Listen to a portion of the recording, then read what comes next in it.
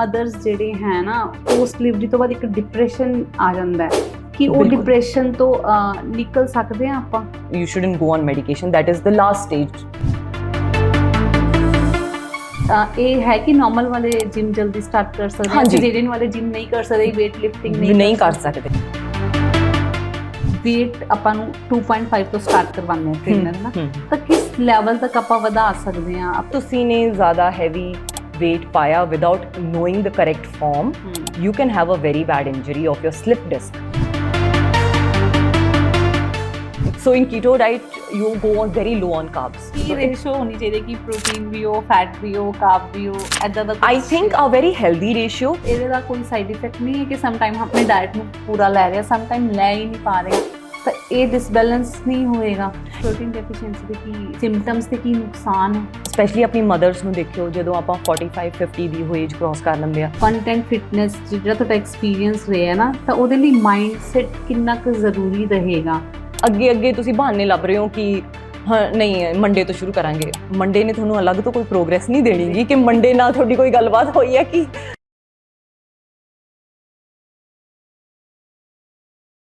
ਸਭ ਤੋਂ ਪਹਿਲਾਂ ਤਾਂ ਗੁਰਜੀਤ ਜੀ ਮੈਂ ਤੁਹਾਡਾ ਬਹੁਤ-ਬਹੁਤ ਸਵਾਗਤ ਕਰਨਾ ਚਾਹਾਂਗੀ।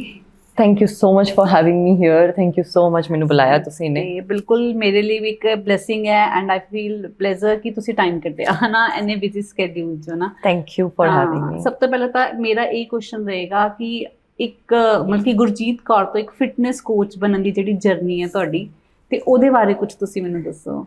ਐਕਚੁਅਲੀ ਜਰਨੀ ਬਹੁਤ ਟਾਈਮ ਪਹਿਲਾਂ ਸ਼ੁਰੂ ਹੋਈ ਸੀ। ਜਦੋਂ ਮੈਂ ਬਹੁਤ ਛੋਟੀ ਹੁੰਦੀ ਸੀ, ਮੇਰੇ ਮੰਮਾ ਹਮੇਸ਼ਾ ਕਹਿੰਦੇ ਹੁੰਦੇ ਸੀਗੇ ਕਿ ਲਾਈਕ ਬਾਬਾ ਜੀ ਨੇ ਆਪਾਂ ਨੂੰ ਦੇ ਦਿੱਤੀ ਹੈ, ਇਹਦਾ ਹਮੇਸ਼ਾ ਖਿਆਲ ਰੱਖਣਾ ਚਾਹੀਦਾ ਆ। ਸੋ ਯੋਰ ਬੋਡੀ ਇਜ਼ ਯੋਰ ਟੈਂਪਲ, ਇਹਦਾ ਹਮੇਸ਼ਾ ਖਿਆਲ ਰੱਖੋ। ਔਰ ਉਹਨਾਂ ਨੇ ਬਹੁਤ ਪੁਸ਼ ਕੀਤਾ ਮੈਨੂੰ ਸਪੋਰਟਸ ਪਾਰਟ ਲੈਣ ਵਾਸਤੇ।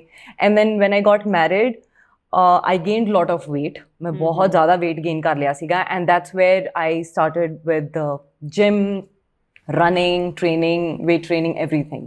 ਅੱਛਾ ਜੀ, ਤਾਂ ਉਹ ਤੋਂ ਤੁਹਾਨੂੰ ਇਨਸਪੀਰੇਸ਼ਨ ਮਿਲੀ, ਤੁਹਾਡੀ ਮਦਰ ਨੇ ਇੰਸਪਾਇਰ ਕੀਤਾ ਨਾ? My mom, I think ਬਹੁਤ ਜ਼ਰੂਰੀ ਹੈ ਮਾਂ-ਬਾਪ ਨੂੰ ਕਿ ਬਹੁਤ ਯੰਗ ਉਮਰ ਤੋਂ ਬੱਚਿਆਂ ਨੂੰ ਇਹ ਸਮਝਾਉਣਾ ਕਿ fitness is how important it is in our life. Fitness and financial independence, ਇਹ ਦੋ ਟੌਪਿਕ ਹਮੇਸ਼ਾ ਮਾਂ-ਬਾਪ ਨੂੰ ਬੱਚੇ ਦੀ ਜ਼ਿੰਦਗੀ ਦੇ ਵਿੱਚ ਜ਼ਰੂਰ ਸਿਖਾਉਣੇ ਚਾਹੀਦੇ ਆ ਬਹੁਤ अर्ਲੀ ਏਜ ਤੋਂ। ਬਿਲਕੁਲ, ਤਾਂ ਕਿ ਆਪਾਂ ਫਿਟਨੈਸ ਦੇ ਬਾਰੇ ਸੋਚੀਏ। ਹਾਂ, ਅੱਜ ਕੱਲ੍ਹ ਦੇ ਪੇਰੈਂਟਸ ਮੈਨੂੰ ਲੱਗਦਾ ਕਿ ਨਹੀਂ, ਉਹ ਫੋਕਸ ਹੈ ਜੇ ਬੱਚਾ ਪੀਜ਼ਾ ਮੰਗ ਰਿਹਾ ਜਾਂ 버ਗਰ ਮੰਗ ਰਿਹਾ ਜਾਂ ਫਿਰ ਐਕਸਰਸਾਈਜ਼ ਨਹੀਂ ਕਰ ਰਿਹਾ, ਬੱਚੇ ਨੂੰ ਬਾਦਰ ਹੀ ਨਹੀਂ ਕਰਦੇ ਹੈਗੇ ਕਿ ਠੀਕ ਹੈ ਲੈਟ ਇਟ ਗੋ। ਹਾਂ, ਬੱਚਾ ਹੈ ਐਗਜ਼ੈਕਟਲੀ। ਆਪਾਂ ਬਚਪਨ ਤੋਂ ਹੀ ਆਪਾਂ ਸਿਖਾਵਾਂਗੇ ਤਾਂ ਆਪਾਂ। ਮੈਂ ਤੁਹਾਨੂੰ ਦੱਸਿਆ ਇਨਫੈਕਟ ਮੈਂ ਕਦੇ ਸੈਲਡਸ ਵਗੈਰਾ ਨਹੀਂ ਇੰਨੇ ਖਾਦੇ ਹੈ ਨਾ, ਲੀਵੀ ਗ੍ਰੀਨ ਲੀਫੀ ਵੈਜੀਟੇਬਲਸ ਵਗੈਰਾ ਨਹੀਂ ਖਾਂਦੇ ਹੁੰਦੇ ਆਪਾਂ ਪੰਜਾਬੀ। ਇੱਕ ਸਿੰਪਲ ਜਿਹਾ ਸੈਲਡ ਹੁੰਦਾ ਆਪਣਾ ਜੋ ਆਪਾਂ ਖਾਂਦੇ ਹਾਂ, ਐਂਡ ਮੈਨੂੰ ਕਦੇ ਸੈਲਡ ਵਾਸਤੇ ਟੇਸਟ ਬਿਲਡ ਹੋਇਆ ਹੀ ਨਹੀਂ। ਉਹ ਬਹੁਤ ਜ਼ਰੂਰੀ ਹੈ ਕਿ ਆਪਾਂ ਬੱਚਿਆਂ ਦਾ ਉਸ ਟੇਸਟ ਬਰਡਸ ਬਿਲਡ ਕਰੀਏ ਸੋ ਦੈਟ ਉਹਨਾਂ ਨੂੰ ਉਹ ਖਾਣਾ ਸਿੰਪਲ ਖਾਣਾ ਵੀ ਚੰਗਾ ਲੱਗੇ। ਬਿਲਕੁਲ ਬਿਲਕੁਲ ਸਹੀ। ਆਪਾਂ ਤੜਕਾ ਲਗਾ ਕੇ ਮਸਾਲੇ ਬਣਾ ਕੇ ਬਿਲਕੁਲ। ਤੇ ਮੈਂ ਤੁਹਾਡੀ ਇੱਕ ਟੈਗ ਲਾਈਨ ਪੜ੍ਹੀ ਹੈ ਕਿ ਮੋਮੀ ਔਨ ਮਿਸ਼ਨ, ਹੈ ਨਾ, ਤੇ ਇਹਦੇ ਬਾਰੇ ਮੈਂ ਜਾਣਨਾ ਚਾਹਾਂਗੀ। ਐਕਚੁਅਲੀ ਇਹ ਟੈਗ ਲਾਈਨ ਸੋ ਮੇਰਾ ਬੇਟਾ ਹੈ 3 ਸਾਲ ਦਾ ਸਮਰਾਟ, ਉਹਦੇ ਹੋਣ ਤੋਂ ਬਾਅਦ I went through a rough phase. 7-8 ਮਹੀਨੇ ਪੋਸਟਮਾਰਟਮ ਡਿਪਰੈਸ਼ਨ ਰਿਹਾ ਮੈਨੂੰ, ਔਰ ਮੈਂ ਕਾਫੀ ਟਾਈਮ ਲਿਆ ਜਿਮ ਵਾਪਸ ਜਾਣ 'ਚ। ਮੈਂ ਜਲਦੀ ਨਹੀਂ ਕੀਤੀ ਬਿਕਾਜ਼ ਆਈ ਥਿੰਕ ਲੇਡੀਜ਼ ਇਹ ਵੀ ਇੱਕ ਬਹੁਤ ਬੜੀ ਮਿਸਟੇਕ ਕਰਦੀਆਂ ਨੇ ਕਿ ਅਸੀਂ ਜਲਦੀ ਬਾਉਂਸ ਬੈਕ ਕਰਨਾ ਆ। ਮੈਂ ਜੋ ਕਿ ਪਹਿਲਾਂ ਆਲਮੋਸਟ 8 ਸਾਲ ਫਿਟਨੈਸ ਕਰ ਰਹੀ ਸੀਗੀ, ਹਰ ਰੋਜ਼ ਜਿਮ ਜਾ ਰਹੀ ਸੀ, ਮੈਂ ਵੀ 8 ਮਹੀਨੇ ਮੈਂ ਪ੍ਰੋਪਰ ਬ੍ਰੇਕ ਲਿਆ ਜਿਮ ਤੋਂ ਬਿਕਾਜ਼ ਮੈਨੂੰ ਫੀਲ ਹੋ ਰਿਹਾ ਸੀ ਮੇਰੀ ਬੋਡੀ ਰੈਡੀ ਨਹੀਂ ਗੀ।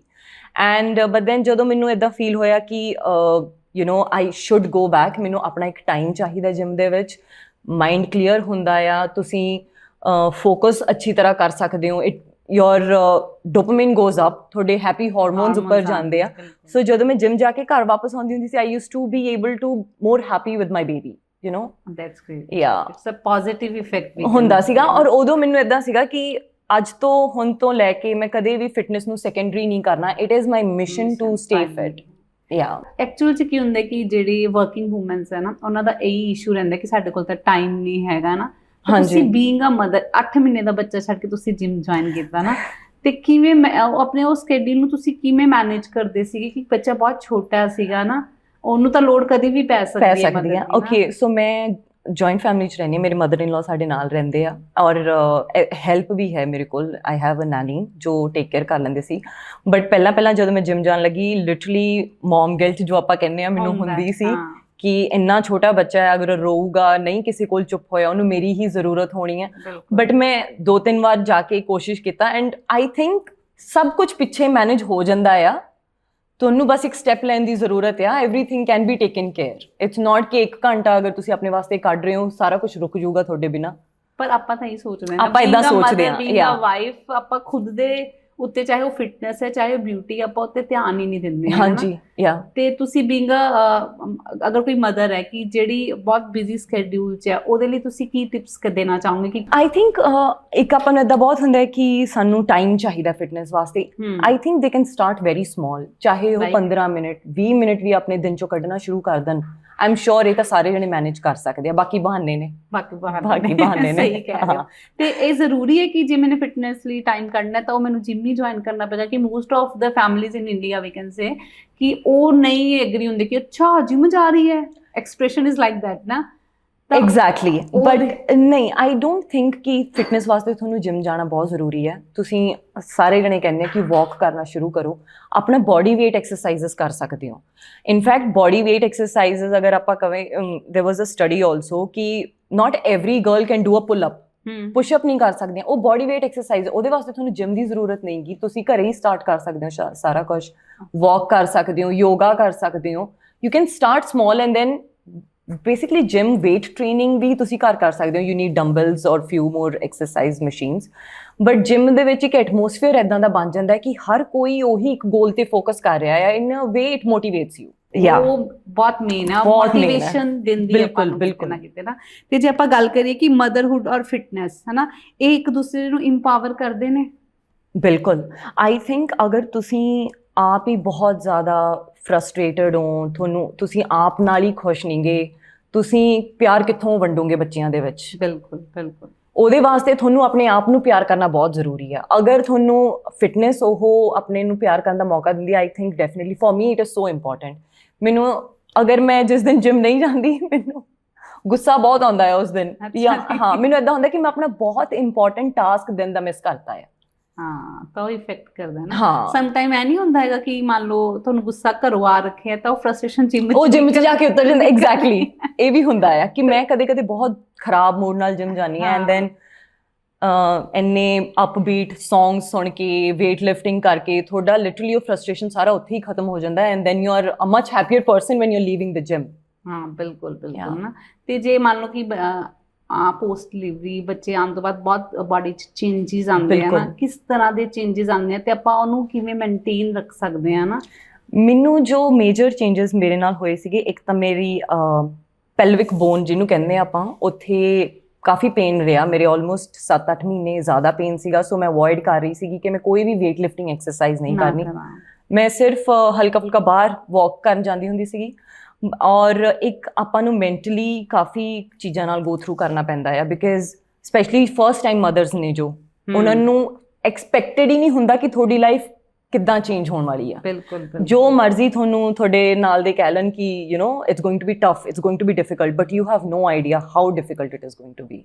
ਇੱਕ ਇੰਨੀ ਵੱਡੀ ਰਿਸਪੌਂਸਿਬਿਲਿਟੀ ਤੁਹਾਡੇ ਹੱਥ 'ਚ ਆ ਜਾਂਦੀ ਹੈ and it's a human being, you know, and you have to take care of that human being. That person is solely dependent on you.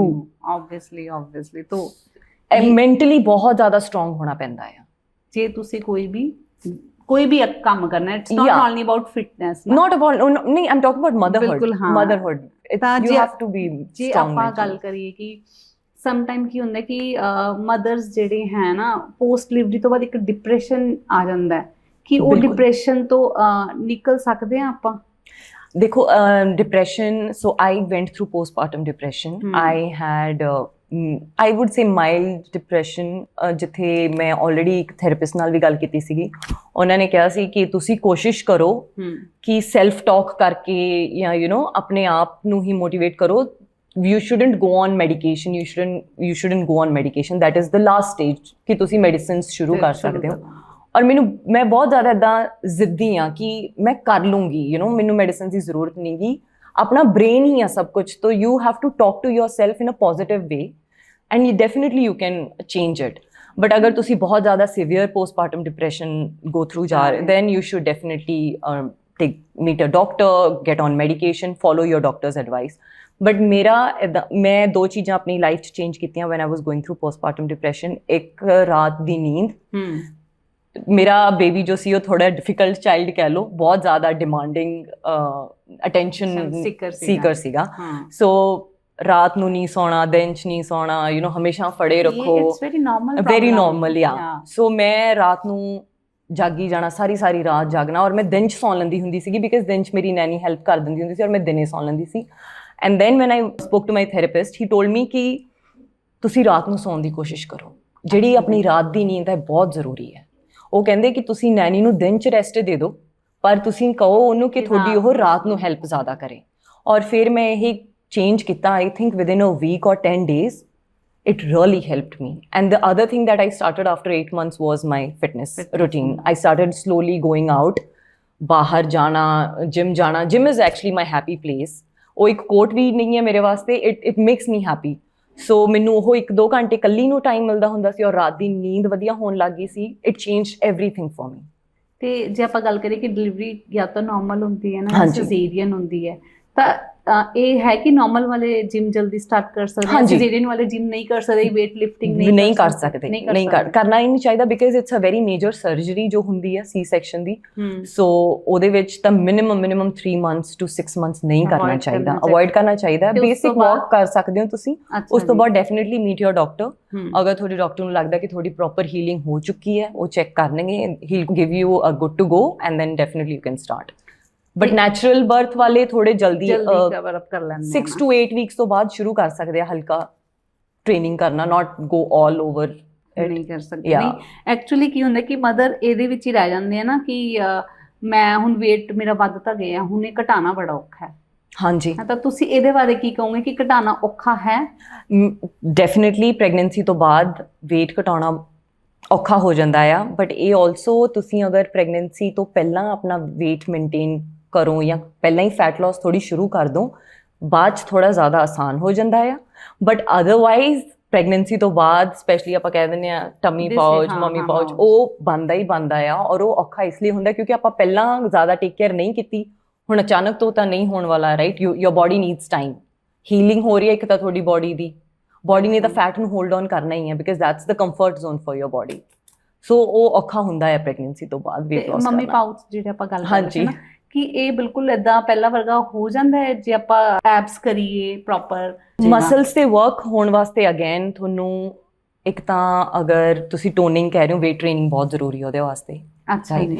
And ਅਗਰ ਤੁਸੀਂ ਮਮੀ ਪਾਊਚ ਦੀ ਗੱਲ ਕਰਦੇ ਹੋ, ਆਪਾਂ ਦੇਖਦੇ ਹਾਂ ਸੈਲੀਬ੍ਰਿਟੀਜ਼ ਜਾਂ ਇਨਫਲੂਐਂਸਰਸ 2 ਮਹੀਨੇ 3 ਮਹੀਨੇ ਬਾਅਦ ਦੇ ਫਲੌਂਟ ਕੰਪੀਟੀਸ਼ਨ ਆਪਾਂ ਕੰਪੈਰੀਜ਼ਨ ਇੰਨਾ ਕਰਦੇ ਹਾਂ। ਬਟ ਮੈਂ ਸਾਰਿਆਂ ਨੂੰ ਇਹ ਕਹਿਣਾ ਚਾਹੂੰਗੀ ਕਿ ਤੁਸੀਂ ਨਹੀਂ ਜਾਣਦੇ ਕਿ ਬਿਹਾਈਂਡ ਦ ਸੀਨਸ ਕੀ ਕੁਛ ਚੱਲ ਰਿਹਾ ਆ, ਰਾਈਟ? ਤੁਹਾਨੂੰ ਸਾਰੀ ਸੱਚਾਈ ਉਹ ਦੱਸਦੇ ਨਹੀਂ। ਈਵਨ ਇਨਫਲੂਐਂਸਰਸ, ਤੁਸੀਂ ਆਪਣੀ ਬੋਡੀ ਦੀ ਪ੍ਰੋਗਰੈਸ ਉਹਨਾਂ ਨਾਲ ਕੰਪੇਅਰ ਕਦੇ ਵੀ ਨਾ ਕਰੋ। ਯੂ ਨੈਵਰ ਨੋ ਕਿ ਉਹ ਕਿੰਨੀ ਕੁ ਲੇਜ਼ਰ ਟ੍ਰੀਟਮੈਂਟਸ ਕਰਵਾ ਰਹੇ ਆ, ਕਿੰਨੀ ਕੁ ਉਹ ਸਰਜਰੀਜ਼ ਕਰਵਾ ਰਹੇ ਆ। ਅੱਜ ਕੱਲ ਸਟੀਰੋਇਡਸ ਲੈ ਰਹੇ ਆ ਸਾਰੇ ਜਣੇ, ਨਾਟ ਸਾਰੇ ਜਣੇ, ਆਈ ਵੋਂਟ ਸੇ ਸਾਰੇ ਜਣੇ, but majority of them are taking steroids, hormone growth steroids. ਤੇ ਤੁਸੀਂ ਆਪਣੀ ਬੋਡੀ ਨੂੰ ਕੰਪੇਅਰ ਨਾ ਕਰੋ।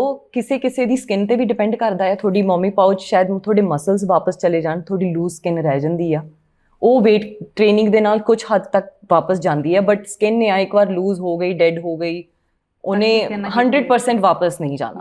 ਹਾਂਜੀ, ਜੇ ਆਪਾਂ ਗੱਲ ਕਰਦੇ ਹਾਂ ਕਿ ਐਕਸਰਸਾਈਜ਼ ਨੂੰ ਲੈ ਕੇ ਕੀ ਮਿੱਥ ਹੈ ਲੋਕਾਂ ਦੇ, ਫਿਟਨੈਸ ਨੂੰ ਲੈ ਕੇ ਕੀ ਮਿੱਥ ਹੈ ਲੋਕਾਂ ਦੇ? ਫਿਟਨੈਸ ਨੂੰ ਲੈ ਕੇ ਤੁਸੀਂ ਜਿੱਦਾਂ ਪਹਿਲਾਂ ਕਿਹਾ ਕਿ ਆਪਣੀ ਲੇਡੀਜ਼ ਜਿਮ ਜਾਣ ਤੋਂ ਹੀ ਪਹਿਲਾਂ ਤਾਂ ਬਹੁਤ ਜ਼ਿਆਦਾ ਕੌਨਸ਼ੀਅਸ ਫੀਲ ਕਰਦੀਆਂ ਨੇ। ਉਹਨਾਂ ਨੂੰ ਏਦਾਂ ਲੱਗਦਾ ਅਗਰ ਜਿਮ ਆ ਤਾਂ ਸਿਰਫ ਮੈਨ ਵਾਸਤੇ ਆ ਨਾ, ਲੇਡੀਜ਼ ਨੂੰ ਨਹੀਂ ਜਾਣਾ ਚਾਹੀਦਾ, ਜਾਂ ਹਾਂ ਕਿ ਬਲਕਿ ਹੋ ਜਾਣਗੇ। ਉਹ ਇਹ ਤਾਂ ਮੈਂ ਬਹੁਤ ਸੁਣ ਚੁੱਕੀ ਹਾਂ ਕਿ ਸੱਚੀ ਉਹ ਬਾਡੀ ਵੂਮਨਸ ਨਹੀਂ ਬਣਦੀ। ਮੈਂ ਆਈ ਵਿਸ਼ ਬਣਦੀ ਹੁੰਦੀ, ਪਰ ਨਹੀਂ ਬਣਦੀ। ਅਗਰ ਤੁਸੀਂ ਕਿਸੇ ਲੇਡੀ ਨੂੰ ਏਦਾਂ ਦੇਖ ਰਹੇ ਹੋ ਕਿ ਉਹ ਬਹੁਤ ਜ਼ਿਆਦਾ ਮੈਨਲੀ ਲੱਗ ਰਹੀ ਆ, ਵੈਰੀ ਹਾਈ ਚਾਂਸਸ ਕਿ ਉਹਨਾਂ ਨੇ ਸਟੀਰੋਇਡਸ ਲਏ ਹੋਏ ਆ ਜਾਂ ਉਹਨਾਂ ਨੇ ਕੋਈ ਤਰ੍ਹਾਂ ਦਾ ਪ੍ਰੋਸੀਜਰ ਕਰਵਾਇਆ ਹੋਇਆ ਹੈ। ਤਾਂ ਸਟੀਰੋਇਡਸ ਲੈਣੇ ਚਾਹੀਦੇ ਆ ਡਿਊਰਿੰਗ? ਨੋ, ਬਿਲਕੁਲ ਵੀ ਮੈਂ ਨਹੀਂ ਕਹੂੰਗੀ ਲੈਣੇ ਚਾਹੀਦੇ, ਬਟ ਅੱਜ ਕੱਲ ਸਾਰਿਆਂ ਦਾ ਆਪਣਾ ਓਪੀਨੀਅਨ ਆ। ਇਹ ਫਰਟੀਲਿਟੀ ਨੂੰ ਇਫੈਕਟ ਕਰਦੇ ਆ ਤੁਹਾਡੇ, ਜਾਂ ਤੁਸੀਂ 올ਡ ਹੋ ਜਾਂਦੇ ਹੋ ਉਸ ਤੋਂ ਬਾਅਦ ਤੁਹਾਡੀ ਬੋਡੀ 'ਚ ਕਾਫੀ ਇਸ਼ੂਜ਼ ਆਉਂਦੇ ਆ। ਸੋ ਟੋਟਲੀ ਅਵੋਇਡ ਕਰਨੇ ਚਾਹੀਦੇ ਆ। ਅਗੇਨ ਜਿਹੜੀ ਚੀਜ਼ ਤੁਹਾਡੀ ਬੋਡੀ ਦੇ ਅੰਦਰ ਆਪ ਤੋਂ ਨਹੀਂ ਬਣਦੀ ਉਹ ਬਾਹਰੋਂ ਇੰਜੈਕਟ ਨਹੀਂ ਕਰਨੀ ਚਾਹੀਦੀ। ਹਾਂ, ਤਾਂ ਉਹ ਕਿਤੇ ਨਾ ਕਿਤੇ ਆਪਾਂ ਨੂੰ ਨੁਕਸਾਨ ਸਾਈਡ ਇਫੈਕਟ ਜ਼ਰੂਰ ਹੁੰਦੇ ਆ। ਹਾਂਜੀ, ਤੇ ਜਿਮ ਜਾਣ ਦਾ ਸਭ ਤੋਂ ਵੱਡਾ ਮੈਨੂੰ ਜਿਹੜਾ ਲੱਗਦਾ ਨਾ ਕਿ ਮੈਂ ਵੀ ਸਮ ਟਾਈਮ ਡਾਈਟ ਲੈਂਦੀ ਆ ਨਾ ਜਿਮ ਦੀ, ਤਾਂ ਉਹ 'ਚ ਪ੍ਰੋਟੀਨ ਹੈ ਨਾ, ਤਾਂ ਉਹ ਪ੍ਰੋਟੀਨ ਡਾਈਟ ਨੂੰ ਲੈ ਕੇ ਮੈਂ ਬੜੀ ਕਨਫਿਊਜ਼ ਹੋ ਜਾਂਦੀ ਕਿ ਮੈਂ ਕੀ ਐਡ ਆਨ ਕਰਨਾ ਪ੍ਰੋਟੀਨ 'ਚ। ਐਕਚੁਅਲੀ ਡਾਈਟ ਬਹੁਤ ਜ਼ਰੂਰੀ ਆ। ਅਗਰ ਆਪਾਂ ਕਹੀਏ ਤੁਸੀਂ weight loss ਕਰਨਾ ਜਾਂ ਸਿਰਫ weight loss ਕਰਨਾ ਤੁਹਾਡਾ ਗੋਲ ਆ, ਤਾਂ ਕੱਲੀ ਡਾਈਟ ਦੇ ਨਾਲ ਤੁਸੀਂ ਕਰ ਸਕਦੇ ਹੋ, ਤੁਹਾਨੂੰ ਜਿਮ ਦੀ ਜ਼ਰੂਰਤ ਨਹੀਂ। ਬਟ ਅਗਰ ਤੁਸੀਂ ਥੋੜਾ ਮਸਲ ਮਾਸ ਵਧਾਉਣਾ ਆ ਜਾਂ ਟੋਨ ਕਹਿੰਦੇ ਆ ਨਾ, ਜਿਹਨੂੰ ਆਪਾਂ ਕਹਿੰਦੇ ਬੋਡੀ ਟੋਨ ਕਰਨੀ ਹੈ ਮੈਂ, ਉਹ ਮਸਲ ਮਾਸ ਦੇ ਨਾਲ ਹੀ ਹੁੰਦੀ ਹੈ। ਉਹ ਇਕੱਲੇ ਫੈਟ ਲਾਸ ਦੇ ਨਾਲ ਬੋਡੀ ਟੋਨ ਨਹੀਂ ਹੁੰਦੀ। You need to have muscle mass ਕਿ ਜਦੋਂ ਟੋਨ ਹੋਵੇ ਮਸਲਸ ਸ਼ੋ ਹੋਣ। ਸੋ ਉਹਦੇ ਵਾਸਤੇ ਡਾਈਟ ਬਹੁਤ ਜ਼ਰੂਰੀ ਆ। ਅਗਰ ਤੁਸੀਂ ਸਿਰਫ weight loss ਕਰਨਾ ਆ 100% ਡਾਈਟ, ਬਟ ਅਗਰ ਤੁਸੀਂ ਬੋਡੀ ਨੂੰ ਟੋਨ ਕਰਨਾ ਆ, ਤੁਸੀਂ ਥੋੜਾ ਜਿਹਾ ਮਸਲ ਡੈਫੀਨੇਸ਼ਨ ਦੇਖਣਾ ਚਾਹੁੰਦੇ ਹੋ, ਦੈਨ ਡਾਈਟ ਐਂਡ ਜਿਮ। ਤਾਂ ਤੁਸੀਂ ਕੋਈ ਸਪੈਸੀਫਿਕ ਇੱਦਾਂ ਦੀ ਡਾਈਟ ਲੈਂਦੇ ਹੋ ਜਿਮ ਦੇ ਨਾਲ? ਮੈਂ ਕਿਉਂਕਿ ਇੰਨੇ ਸਾਲਾਂ ਤੋਂ ਕਰ ਰਹੀ ਹਾਂ, ਮੈਨੂੰ ਲਿਟਰਲੀ ਅਗਰ ਤੁਸੀਂ ਮੈਨੂੰ ਕਹੋਗੇ 100 ਗ੍ਰਾਮ ਪ੍ਰੋਟੀਨ, ਮੈਂ 100 ਗ੍ਰਾਮ ਚਿਕਨ ਜਾਂ ਮੈਂ ਦੱਸ ਦੂੰਗੀ ਤੁਹਾਨੂੰ ਉਹਦੇ ਵਿੱਚ ਪ੍ਰੋਟੀਨ ਕਿੰਨਾ। ਤੁਸੀਂ ਮੈਨੂੰ ਕਹੋਗੇ 100 ਗ੍ਰਾਮ ਦਾਲ, ਮੈਨੂੰ ਉਹਦੇ ਵਿੱਚ ਪਤਾ ਪ੍ਰੋਟੀਨ ਕਿੰਨਾ, ਕਿਉਂਕਿ ਮੈਂ ਇੰਨੇ ਸਾਲਾਂ ਤੋਂ ਮੈਜਰ ਕਰ ਰਹੀ ਹਾਂ, ਸਿੱਖ ਰਹੀ ਹਾਂ। So for me it was just one goal ਕਿ ਮੈਂ ਇੱਕ ਤਾਂ ਗੁੱਡ ਫੈਟ ਬਹੁਤ ਕੰਜ਼ਿਊਮ ਕਰਨੀ ਆ। ਆਫਟਰ ਪੋਸਟਮਾਰਟਮ ਮੈਂ ਜੋ ਫੋਕਸ ਕੀਤਾ ਇੱਕ ਪ੍ਰੋਟੀਨ ਦੇ ਉੱਤੇ, ਔਰ ਕਾਰਬਸ ਵੀ ਆਪਾਂ ਨੂੰ ਜ਼ਰੂਰ ਲੈਣੇ ਚਾਹੀਦੇ ਆ। It is very important. ਮੈਂ ਕਦੇ ਬਿਨਾਂ ਕਾਰਬਸ ਤੋਂ ਮੈਂ ਸਰਵਾਈਵ ਹੀ ਨਹੀਂ ਕਰ ਸਕਦੀ। ਮੈਂ ਇੱਕ ਵਾਰ ਟਰਾਈ ਕੀਤਾ ਸੀ keto diet, and so in keto diet you go on very low on carbs, ਤਾਂ ਤੁਹਾਡੇ ਬੋਡੀ ਦੇ ਵਿੱਚ ਕੀਟੋਨਸ ਬਹੁਤ ਜ਼ਿਆਦਾ ਬਣਨ ਲੱਗ ਜਾਂਦੇ ਆ। ਸੋ ਉਹ ਜਿਹੜੀਆਂ ਡਾਈਟੀਸ਼ੀਅਨਸ ਹੁੰਦੀਆਂ ਨੇ ਉਹ ਤੁਹਾਨੂੰ ਐਵਰੀਡੇ ਕਹਿੰਦੇ ਨੇ ਕਿ ਯੂਰਿਨ ਟੈਸਟ ਕਰੋ, ਸਾਨੂੰ ਤੁਹਾਡੇ ਕੀਟੋਨਸ ਲੈਵਲ ਦਾ ਪਤਾ ਲੱਗ ਚੱਲਦਾ। ਸੋ ਮੇਰੀ ਡਾਈਟੀਸ਼ੀਅਨ ਮੈਨੂੰ ਕਹਿੰਦੇ ਹੁੰਦੇ ਸੀ ਤੂੰ ਮੈਨੂੰ ਅੱਜ ਟੈਸਟ ਕਰਕੇ ਭੇਜ, ਔਰ ਉਹਨੂੰ ਮੈਂ ਭੇਜਣਾ, ਉਹਨੇ ਕਿਹਾ ਤੇਰੇ ਕੀਟੋਨਸ ਕਿਉਂ ਨਹੀਂ ਬਣ ਰਹੇ, ਕਿਉਂਕਿ ਮੈਂ ਉਹਨੂੰ ਝੂਠ ਬੋਲ ਦਿੰਦੀ ਸੀ ਕਿ ਮੈਂ ਨਹੀਂ ਖਾ ਰਹੀ carbs on the camera. Exactly, because ਮੈਂ ਕਾਰਬਸ ਤੋਂ ਬਿਨਾ ਮੈਂ ਨਹੀਂ ਸਰਵਾਈਵ ਕਰ ਸਕਦੀ।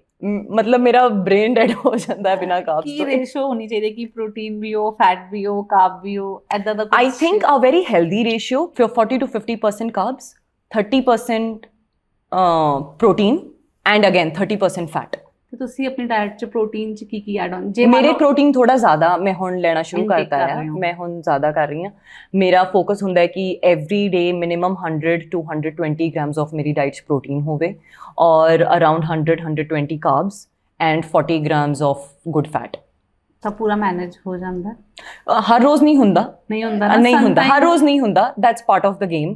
ਤੁਸੀਂ ਸਾਰਾ ਕੁਝ ਹਰ ਰੋਜ਼ ਮੈਨੇਜ ਨਹੀਂ ਕਰ ਸਕਦੇ। Some days you are 20%, some days you're 100, some days you're 80. It's all about balance.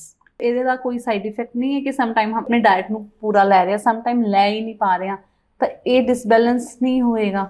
ਨਹੀਂ, ਡਾਈਟ ਨਹੀਂ, ਅਗਰ ਤੁਸੀਂ ਇੱਦਾਂ ਕਦੇ-ਕਦੇ ਹੋ ਰਿਹਾ ਆ that's fine, ਬਟ ਅਗਰ ਤੁਸੀਂ ਹਰ ਰੋਜ਼ ਹੀ ਨਹੀਂ ਲੈ ਪਾ ਰਹੇ ਫਿਰ ਕੰਸਿਸਟੈਂਸੀ ਨਹੀਂ ਆਉਣੀ, ਰਾਈਟ? ਬਿਕਾਜ਼ ਅਗਰ ਤੁਸੀਂ ਬੋਡੀ ਬਣਾਉਣਾ ਚਾਹੁੰਦੇ ਹੋ, ਮਸਲ ਗਰੋਥ ਕਰਨਾ ਚਾਹੁੰਦੇ ਹੋ, then you need protein on daily basis, minimum 1.5 to 2 grams of protein per kilo of your body weight. ਅਗਰ ਤੁਸੀਂ ਪ੍ਰੋਪਰ ਮਸਲ ਬਿਲਡਿੰਗ ਕਰਨਾ ਚਾਹੁੰਦੇ ਹੋ, ਇਹ ਤਾਂ ਫੋਕਸ ਕਰਨਾ ਹੀ ਬੜੀ ਕਨਫਿਊਜ਼ਨ ਰਹਿੰਦੀ ਕਿ ਮੈਂ ਪਰਸਨਲੀ ਮੇਰੀ ਹੁੰਦੀ ਕਿ ਮੈਂ ਪ੍ਰੋਟੀਨ 'ਚ ਹੁਣ ਕੀ ਲਵਾਂ ਹਨਾ। ਤਾਂ ਤੁਸੀਂ ਆਪਣੀ ਡਾਈਟ 'ਚ ਕੀ ਪ੍ਰੋਟੀਨ ਲੈਂਦੇ ਹੋ ਨਾ? ਸੋ ਵੈਜ ਲੋਕਾਂ ਵਾਸਤੇ ਥੋੜ੍ਹਾ ਮੁਸ਼ਕਿਲ ਹੋ ਜਾਂਦਾ ਹੈ, ਬਿਕਾਜ਼ ਆਪਣੀ ਡਾਈਟ ਦੇ ਵਿੱਚ, ਸਪੈਸ਼ਲੀ ਇੰਡੀਅਨ ਡਾਈਟ ਦੇ ਵਿੱਚ ਬਹੁਤ ਹੀ ਲਿਮਿਟਿਡ ਸੋਰਸਿਸ ਹੈ, ਔਰ ਆਪਾਂ ਇਨਕਲੂਡ ਨਹੀਂ ਕਰਦੇ ਬਿਕਾਜ਼ ਆਪਾਂ ਨੂੰ ਹੁਣ ਤਾਂ ਚਲੋ ਕਾਫੀ ਅਵੇਅਰਨੈਸ ਹੋ ਗਈ ਹੈ। ਪਹਿਲਾਂ ਜ਼ਿਆਦਾ ਕਾਰਬ ਫੋਕਸਡ ਡਾਈਟ ਹੈ ਆਪਣੇ ਇੰਡੀਅਨਸ ਦੀ, ਰਾਈਟ? ਸੋ ਅਗਰ ਆਪਾਂ ਹਰ ਰੋਜ਼ 1800 ਕੈਲੋਰੀਜ਼ ਸਪੈਂਡ ਕਰ ਰਹੇ ਹਾਂ, ਆਪਾਂ ਨੇ ਉਹ ਕੈਲੋਰੀਜ਼, ਬੋਡੀ ਨੂੰ ਤਾਂ એનર્ਜੀ ਦੀ ਜ਼ਰੂਰਤ ਹੈ, ਆਪਾਂ ਪ੍ਰੋਟੀਨ ਦੇ ਹੀ ਨਹੀਂ ਰਹੇ, ਬੋਡੀ ਨੇ ਕਿਸੇ ਤੋਂ ਤਾਂ ਕਵਰ ਕਰਨਾ ਹੈ ਉਹ। ਸੋ ਆਬਵੀਅਸਲੀ ਆਪਾਂ ਨੂੰ ਭੁੱਖ ਲੱਗਦੀ ਹੈ, ਵੀ ਈਟ ਕਾਰਬਸ, ਬਿਲਕੁਲ, ਹਨਾ? ਇੱਕ ਰੋਟੀ ਦੇ ਵਿੱਚ ਹੁਣ ਆਲਮੋਸਟ 150 to 200 ਕੈਲੋਰੀਜ਼ ਹੁੰਦੀਆਂ ਨੇ। ਅਗਰ ਆਪਾਂ ਦਿਨ 'ਚ 4-5 ਖਾ ਲਈਆਂ, ਆਪਣੀਆਂ 1000 ਕੈਲੋਰੀਜ਼ ਉੱਥੋਂ ਹੀ ਆ ਜਾਂਦੀਆਂ ਨੇ। ਫਿਰ ਆਪਾਂ ਦਾਲ ਵਗੈਰਾ ਖਾਂਦੇ ਹੋ, ਅਲੱਗ ਖਾਂਦੇ ਹਾਂ, ਮਗਰ ਪ੍ਰੋਟੀਨ ਹੈ ਹੀ ਨਹੀਂ ਸਾਰੇ 'ਚ ਕਿਤੇ ਵੀ। ਬਿਲਕੁਲ, ਦਾਲ 'ਚ ਵੀ ਬਹੁਤ ਛੋਟਾ ਅਮਾਊਂਟ ਹੈ। ਸੋ ਅਗਰ ਆਪਾਂ ਕਹਿ ਰਹੇ ਹਾਂ ਕਿ ਵੈਜੀਟੇਰੀਅਨਸ ਨੂੰ you should focus on paneer, I would say low fat paneer. ਅਗਰ ਤੁਸੀਂ weight loss ਕਰਨ ਦਾ ਤੁਹਾਡਾ ਫੋਕਸ ਹੈ, ਅਗਰ ਤੁਸੀਂ weight gain ਕਰਨਾ, then definitely full fat paneer is really good. Low fat paneer you can go for soya chunks. ਦਾਲ ਦੇ ਵਿੱਚ ਵੀ ਹੈ ਪ੍ਰੋਟੀਨ, ਫਿਰ ਤੁਸੀਂ ਦਾਲ ਦੇ ਵਿੱਚ ਕਾਰਬਸ ਵੀ ਆਲਰੇਡੀ ਨੇ। ਦਾਲ ਨੂੰ ਫਿਰ ਤੁਸੀਂ ਐਕਸਟਰਾ ਕਾਰਬਸ ਦੇ ਨਾਲ ਉਹਨੂੰ ਪੇਅਰ ਨਾ ਕਰੋ। ਐਡਮਾਮੇ ਅੱਛਾ edamame is also a very good source of protein. Edamame ਲੈ ਸਕਦੇ ਹੋ ਤੁਸੀਂ। ਫਿਰ ਆਪਣੇ ਨਟਸ ਵਗੈਰਾ ਆ ਗਏ, ਗ੍ਰੀਕ ਯੋਗਰਟ ਹੋ ਗਿਆ। Greek yogurt is one of my favourite sources of protein. Morning 'ਚ ਇੱਕ ਬॉल ਲੈ ਲਓ, ਉਹਦੇ ਵਿੱਚ 100 ਗ੍ਰਾਮਸ ਆਫ ਗ੍ਰੀਕ ਯੋਗਰਟ ਦੇ ਵਿੱਚ 10 ਗ੍ਰਾਮ ਪ੍ਰੋਟੀਨ ਹੁੰਦਾ ਆ। ਅੱਛਾ ਜੀ। ਸੋ ਆਪਾਂ ਨੂੰ at least minimum 50 to 70 grams of protein ਤੇ ਫੋਕਸ ਕਰਨਾ ਹੀ ਚਾਹੀਦਾ ਹੈ। 70 ਕਹਿ ਲਓ ਤੁਸੀਂ, 50 I would say is little on the less side. ਤੇ ਇਹ ਹੈਗਾ ਕਿ ਇੰਨੇ ਗ੍ਰਾਮ ਆਪਾਂ ਨੂੰ ਮਾਰਨਿੰਗ 'ਚ ਪ੍ਰੋਟੀਨ ਖਾਣਾ ਚਾਹੀਦਾ, ਇੰਨੇ ਈਵਨਿੰਗ, ਜਾਂ ਫਿਰ ਇੱਕ ਟਾਈਮ 'ਚ ਆਪਾਂ ਕਿਵੇਂ ਕਰ ਸਕਦੇ ਹਾਂ? ਨਹੀਂ, ਆਈ ਥਿੰਕ ਤੁਹਾਡੀ ਬਾਡੀ ਸਾਰਾ ਦਿਨ ਕੰਮ ਕਰ ਰਹੀ ਹੈ, ਉਹਨੂੰ ਸਾਰਾ ਦਿਨ ਹੀ ਸਾਰੇ ਨਿਊਟ੍ਰੀਸ਼ਨਸ ਦੀ ਜ਼ਰੂਰਤ ਹੈ, ਤਾਂ ਉਹਨੂੰ ਬੈਲੈਂਸ ਕਰਕੇ ਡਿਵਾਈਡ ਕਰਕੇ ਥਰੂ ਆਊਟ ਦ ਡੇ ਖਾਣਾ ਚਾਹੀਦਾ ਹੈ ਅਕੋਰਡਿੰਗ ਟੂ ਟਾਈਮ ਕਿ ਮਾਰਨਿੰਗ ਕਿ ਹਾਂ ਕਦੇ ਹੋਇਆ ਤੁਸੀਂ ਲੰਚ 'ਚ ਹੈਵੀ ਪ੍ਰੋਟੀਨ ਵਾਲਾ ਲੰਚ ਕਰ ਲਿਆ, ਦੈਟਸ ਫਾਈਨ, ਬਟ ਹਰ ਮੀਲ ਦੇ ਵਿੱਚ ਪ੍ਰੋਟੀਨ ਹੋਣਾ ਚਾਹੀਦਾ, ਬਿਕਾਜ਼ ਪ੍ਰੋਟੀਨ ਤੁਹਾਨੂੰ ਐਕਚੁਅਲੀ ਜ਼ਿਆਦਾ ਟਾਈਮ ਤੱਕ ਫੁੱਲ ਵੀ ਰੱਖਦਾ ਆ, ਤੁਹਾਨੂੰ ਭੁੱਖ ਘੱਟ ਲੱਗਦੀ ਆ। ਸੋ ਜਿਹੜੇ ਮੀਲ ਦੇ ਵਿੱਚ ਤੁਹਾਡੇ ਪ੍ਰੋਟੀਨ ਹੋਊਗਾ ਤੁਹਾਨੂੰ ਵੈਸੇ ਹੀ ਘੱਟ ਭੁੱਖ ਲੱਗਣੀ ਉਸ ਤੋਂ ਬਾਅਦ। So always try to include protein and good fats. ਪਰ ਅੱਜ ਕੱਲ੍ਹ ਮੈਨੂੰ ਲੱਗਦਾ ਮਦਰਸ ਦੀ ਜਿਹੜੀ ਡਾਇਟ ਹੈ ਉਹ 'ਚ ਪ੍ਰੋਟੀਨ ਮੈਨੂੰ ਲੱਗਦਾ ਹੈ ਹੀ ਨਹੀਂ। ਤੁਸੀਂ ਕੀ ਕਹਿੰਦੇ ਹੋ ਇਹਦੇ ਬਾਰੇ? ਹੈ ਨਾ, ਇੰਟੈਂਸ਼ਨਲੀ ਕਰਨਾ ਚਾਹੀਦਾ ਆਪਾਂ ਨੂੰ, ਬਿਕਾਜ਼ ਆਪਣੀ ਡੇਲੀ ਡਾਈਟਸ ਦੇ ਵਿੱਚ ਹੈ ਨਹੀਂ ਇੰਨਾ ਜ਼ਿਆਦਾ। ਆਪਾਂ ਨੂੰ ਮਾਈਂਡਫੁਲ ਹੋ ਕੇ ਉਹਨੂੰ ਕਰਨਾ ਚਾਹੀਦਾ ਕਿ ਅੱਜ ਮੇਰਾ ਪ੍ਰੋਟੀਨ ਫੋਕਸ ਕਰਨਾ ਚਾਹੀਦਾ ਉਹਦੇ ਕਿ ਕਿੰਨਾ ਅੱਜ ਹੋਇਆ ਆ। ਮਖਾਣੇ ਐਡ ਕਰ ਸਕਦੇ ਹੋ, ਮਖਾਣੇ very good source of protein and good fat. ਮਖਾਣੇ, ਸਨੈਕਸ, ਪੰਜੀਰੀ ਬਣਾਉਂਦੇ ਆਪਾਂ ਸਾਰੇ, ਟੇਸਟ ਵੀ ਐਗਜ਼ੈਕਟਲੀ ਪੰਜੀਰੀ ਬਣਾਉਂਦੇ ਆਪਾਂ ਸਾਰੇ ਪੋਸਟਮਾਰਟਮ। ਪੰਜੀਰੀ ਤੁਸੀਂ ਬਣਾ ਲਓ, ਬੇਸਨ ਦੀ ਪੰਜੀਰੀ ਬਣਾਓ, ਅੱਛਾ ਜੀ, ਐਨੀਵੇਜ਼ ਸੋਰਸ ਆਫ ਪ੍ਰੋਟੀਨ। ਮਖਾਣੇ ਐਡ ਕਰੋ ਉਹਦੇ ਵਿੱਚ, ਚੀਆ ਸੀਡਸ। ਸੋ ਆਟੇ ਦੀ ਪੰਜੀਰੀ ਬਣਾਉਂਦੀ, ਏਦਾਂ ਛੋਟੇ ਛੋਟੇ ਸਬਸਟੀਟਿਊਟ ਕਰਨ ਦੇ ਨਾਲ ਹੀ ਕਾਫੀ ਚੇਂਜਸ ਹੋ ਜਾਂਦੇ ਆ। ਹਾਂ, ਕਿਉਂਕਿ ਚਨੇ ਦੀ ਦਾਲ 'ਚ ਪ੍ਰੋਟੀਨ, ਐਗਜ਼ੈਕਟਲੀ ਚਨੇ ਦੇ ਵਿੱਚ ਪ੍ਰੋਟੀਨ ਹੁੰਦਾ ਹੈ ਜ਼ਿਆਦਾ, ਔਰ ਬੇਸਿਕ ਆਟੇ ਦੇ ਵਿੱਚ ਹੈ ਨਹੀਂ। ਸੋ ਤੁਸੀਂ ਅਗਰ ਪੰਜੀਰੀ ਬਣਾ ਹੀ ਰਹੇ ਹੋ, ਅਗਰ ਤੁਹਾਨੂੰ ਚਾਹੀਦਾ ਵੀ ਹੈ ਤੁਸੀਂ ਛੋਟਾ ਪੋਰਸ਼ਨ ਪਾ ਲਓ ਆਟੇ ਦਾ, ਬਾਕੀ ਤੁਸੀਂ ਬੇਸਨ ਯੂਜ਼ ਕਰ ਲਓ ਜਾਂ ਕੰਪਲੀਟਲੀ ਬੇਸਨ ਦੀ ਪੰਜੀਰੀ ਬਣਾ ਲਓ, ਉਹਦੇ ਵਿੱਚ ਹੋ ਸਕਦਾ ਹੈ। ਤੇ ਇੱਕ ਜਿਹੜੀ ਮੇਨ ਕਨਫਿਊਜ਼ਨ ਰਹਿੰਦੀ ਹੈ ਕੈਲੋਰੀਜ਼ ਤੇ ਕਲੀਅਰ ਈਟਿੰਗ ਨਾ, ਇਹਦੇ 'ਚ ਲੋਕਾਂ ਨੂੰ ਕਨਫਿਊਜ਼ਨ ਰਹਿੰਦੀ ਹੈ, ਤਾਂ ਇਹ ਕਿਵੇਂ, ਤੁਸੀਂ ਇਹਦੇ ਬਾਰੇ ਕੀ ਕਹਿਣਾ ਚਾਹੋਗੇ ਕਿ ਕਨਫਿਊਜ਼ਨ ਕਿਵੇਂ ਦੂਰ ਹੋ ਸਕਦੀ ਹੈ? ਮੈਂ ਐਕਸਪਲੇਨ ਕਰਨਾ ਚਾਹੂੰਗੀ। ਸੋ ਕੈਲੋਰੀਜ਼ ਜਿਹੜੀਆਂ ਨੇ ਨਾ, ਉਹ ਤੁਹਾਡੇ ਵੇਇੰਗ ਸਕੇਲ ਤੇ ਮੈਟਰ ਕਰਦੀਆਂ ਨੇ। ਤੁਹਾਡਾ weight ਵੱਧ ਰਿਹਾ ਹੈ ਜਾਂ ਘਟ ਰਿਹਾ ਆ, ਉਹ ਕੈਲੋਰੀਜ਼ ਸ਼ੋ ਕਰਦੀਆਂ ਨੇ। ਅੱਛਾ ਜੀ। ਤੁਸੀਂ ਕੀ ਖਾ ਰਹੇ ਹੋ ਮੈਕਰੋਜ਼ ਦੇ ਵਿੱਚ, ਪ੍ਰੋਟੀਨ ਜ਼ਿਆਦਾ ਖਾ ਰਹੇ ਹੋ, ਕਾਰਬ ਜ਼ਿਆਦਾ ਖਾ ਰਹੇ ਹੋ, ਗੁੱਡ ਫੈਟ ਜ਼ਿਆਦਾ ਖਾ ਰਹੇ ਹੋ, ਉਹ ਤੁਹਾਡੇ ਬਾਡੀ ਤੇ ਸ਼ੋ ਕਰਦਾ ਆ। ਪ੍ਰੋਟੀਨ ਜ਼ਿਆਦਾ ਖਾ ਰਹੇ ਹੋ, ਤੁਹਾਡੇ ਮਸਲਸ ਜ਼ਿਆਦਾ ਹੋਣਗੇ। ਅਗਰ ਤੁਸੀਂ ਬੈਡ ਫੈਟ ਜਾਂ ਬੈਡ ਕਾਰਬਸ ਖਾ ਰਹੇ ਹੋ, ਤੁਹਾਡੇ ਮੋਟਾਪਾ ਜ਼ਿਆਦਾ ਹੋਊਗਾ। ਸੋ ਮੈਕਰੋਜ਼ ਤੁਹਾਡੀ ਬਾਡੀ ਤੇ ਸ਼ੋ ਕਰਦੀਆਂ ਨੇ। ਮਾਈਕਰੋ ਨਿਊਟ੍ਰੀਸ਼ਨ, ਕਿ ਤੁਸੀਂ ਕਿੰਨਾ ਕਲੀਨ ਖਾ ਰਹੇ ਹੋ, ਇਹ ਤੁਹਾਡੇ ਫੀਲ ਤੇ ਰਿਫਲੈਕਟ ਕਰੂਗਾ। You feel good about yourself, you will have more energy. ਆਪਾਂ ਕਹਿੰਦੇ ਜੁਆਇੰਟ ਪੇਨ ਹੈ, ਵਿਟਾਮਿਨ ਡੀ ਦੀ ਡੈਫੀਸ਼ੀਐਂਸੀ ਹੈ, ਮੈਗਨੀਜ਼ੀਅਮ ਆ, ਨੀਂਦ ਨਹੀਂ ਆ ਰਹੀ। So micro nutrition lets you know how you feel about your body. That's ਨਾ। ਤੇ ਆਪਾਂ ਜੇ ਗੱਲ ਕਰੀਏ ਕਿ ਨਾਰਮਲੀ ਕੀ ਹੁੰਦਾ ਕਿ ਆਪਾਂ ਡਾਇਟ ਨੂੰ ਲੈ ਕੇ ਇੰਨੇ ਕੌਨਸ਼ੀਅਸ ਨਹੀਂ ਹੈਗੇ, ਹੈ ਨਾ, ਤੇ ਸਮ ਟਾਈਮ ਜਿਮ 'ਚ ਲੋਕੀ ਪਤਲੇ ਹੋਣ ਵੀ ਜਾ ਰਹੇ ਹੈ, ਤੇ ਫਿਰ ਕਈ ਚਾਹੁੰਦੇ ਕਿ weight loss ਹੋਵੇ ਤੇ ਕਈ ਚਾਹੁੰਦੇ ਕਿ weight ਗੇਨ ਹੋ ਜਾਏ ਨਾ, ਤਾਂ ਉਹਦੇ ਲਈ ਐਕਸਰਸਾਈਜ਼ ਕੁਝ ਫੋਕਸ ਕਰਨੀ ਚਾਹੀਦੀ ਕਿ ਅਗਰ ਮੈਨੇ weight gain ਕਰਨਾ ਹੈ। ਆਈ ਥਿੰਕ ਇਹ ਅੰਡਰਸਟੂਡ ਨਹੀਂ ਸਹੀ ਕਰ ਪਾ ਰਹੇ ਲੋਕੀ, ਬਿਕਾਜ਼ ਅਗਰ ਤੁਸੀਂ ਚਾਹੇ weight gain ਕਰਨਾ ਜਾਂ weight loss ਕਰਨਾ ਹੈ, ਇਹ ਪੂਰੀ ਗੇਮ ਕੈਲੋਰੀਜ਼ ਦੀ ਆ। ਅੱਛਾ ਜੀ। ਤੁਹਾਨੂੰ ਬਸ ਇੰਨਾ ਫਾਈਂਡ ਆਊਟ ਕਰਨਾ ਹੈ ਕਿ ਤੁਹਾਡੀ ਡੇਲੀ ਕੈਲੋਰੀ ਕੰਜ਼ੰਪਸ਼ਨ ਕਿੰਨੀ ਹੈ। ਅਗਰ ਤੁਸੀਂ weight gain ਕਰਨਾ ਹੈ ਤਾਂ 200 ਤੋਂ ਲੈ ਕੇ 500 ਕੈਲੋਰੀਜ਼ ਐਡ ਕਰ ਦਿਓ ਉਹਦੇ ਵਿੱਚ। ਅਗਰ weight loss ਕਰਨਾ ਹੈ ਤਾਂ ਤੁਸੀਂ ਉਹਦੇ ਵਿੱਚੋਂ 200 ਤੋਂ ਲੈ ਕੇ 500 ਕੈਲੋਰੀਜ਼ 15 to 25% ਕਹਿੰਦੇ ਆ ਬੇਸਿਕਲੀ, ਉਹਦੇ ਵਿੱਚੋਂ ਕੱਟ ਕਰ ਦਿਓ ਅਗਰ ਤੁਸੀਂ weight loss ਕਰਨਾ ਹੈ। ਅੱਛਾ ਜੀ। ਟ੍ਰੈਡਮਿਲ ਦੇ ਨਾਲ ਭੱਜਣ ਦੇ ਨਾਲ ਤੁਹਾਡਾ weight loss ਇੱਦਾਂ ਕੁਛ ਨਹੀਂ ਹੁੰਦਾ। It is very good for your heart. You should always have some amount of cardio in your routine, ਹਫਤੇ 'ਚ 2 ਵਾਰ। It is very good for your heart health. ਅਗਰ ਆਪਾਂ ਨੇ weight gain ਕਰਨਾ, ਕੁਝ ਵੀ ਕਰਨਾ ਹੈ, weight gain ਕਰਨਾ ਹੈ ਜਾਂ weight loss ਵੀ ਕਰਨਾ ਹੈ, ਕਾਰਡੀਓ ਦਾ ਇੱਕ ਫਾਰਮ ਤੁਹਾਡੇ ਉਹਦੇ ਵਿੱਚ ਜ਼ਰੂਰ ਹੋਣਾ ਚਾਹੀਦਾ ਹੈ। 1 ਜਾਂ 2 ਸੈਸ਼ਨ ਤੁਹਾਡੇ ਹਫਤੇ ਦੇ ਵਿੱਚ ਤੁਹਾਡੀ ਟ੍ਰੇਨਿੰਗ ਦੇ ਵਿੱਚ ਹੋਣੇ ਚਾਹੀਦੇ। ਤੁਸੀਂ ਰਨਿੰਗ ਨਾ ਕਰੋ, ਤੁਸੀਂ ਜ਼ਿਆਦਾ ਕੈਲੋਰੀਜ਼ ਨਾ ਬਰਨ ਕਰੋ ਟ੍ਰੈਡਮਿਲ ਦੇ ਉੱਤੇ ਜਾ ਕੇ, ਇੱਕ ਵਾਕ ਕਰੋ, ਬਟ ਉਹ ਮੂਵਮੈਂਟ ਬਹੁਤ ਜ਼ਰੂਰੀ ਹੈ। ਐਂਡ ਅਗੇਨ weight ਟ੍ਰੇਨਿੰਗ ਤੁਸੀਂ ਚਾਹੇ weight loss ਵਾਸਤੇ ਕਰ ਰਹੇ ਹੋ ਜਾਂ weight gain ਵਾਸਤੇ ਕਰ ਰਹੇ ਹੋ। weight loss ਜਦੋਂ ਤੁਸੀਂ ਕਰਦੇ ਹੋ ਨਾ, basically you are losing fat, right? That is the main goal ਕਿ ਆਪਾਂ ਫੈਟ ਲੂਜ਼ ਕਰਨੀ ਹੈ। ਸੋ ਉਹਦੇ ਵਿੱਚ ਵੀ ਜਦੋਂ ਤੁਸੀਂ weight ਟ੍ਰੇਨਿੰਗ ਐਡ ਕਰਦੇ ਹੋ, ਉਹ ਸਿਰਫ ਆਪਣੇ ਮਸਲਸ ਨੂੰ ਹੋਲਡ ਔਨ ਕਰਨ ਵਾਸਤੇ ਕਿ ਮੈਂ ਆਪਣੇ ਮਸਲ ਮਾਸ ਲੂਜ਼ ਨਾ ਕਰਾਂ, ਮੈਂ ਸਿਰਫ ਫੈਟ ਲੂਜ਼ ਕਰਾਂ, ਜਦ ਕਿ ਤੁਸੀਂ 100% ਨਹੀਂ ਲੂਜ਼ ਕਰਦੇ।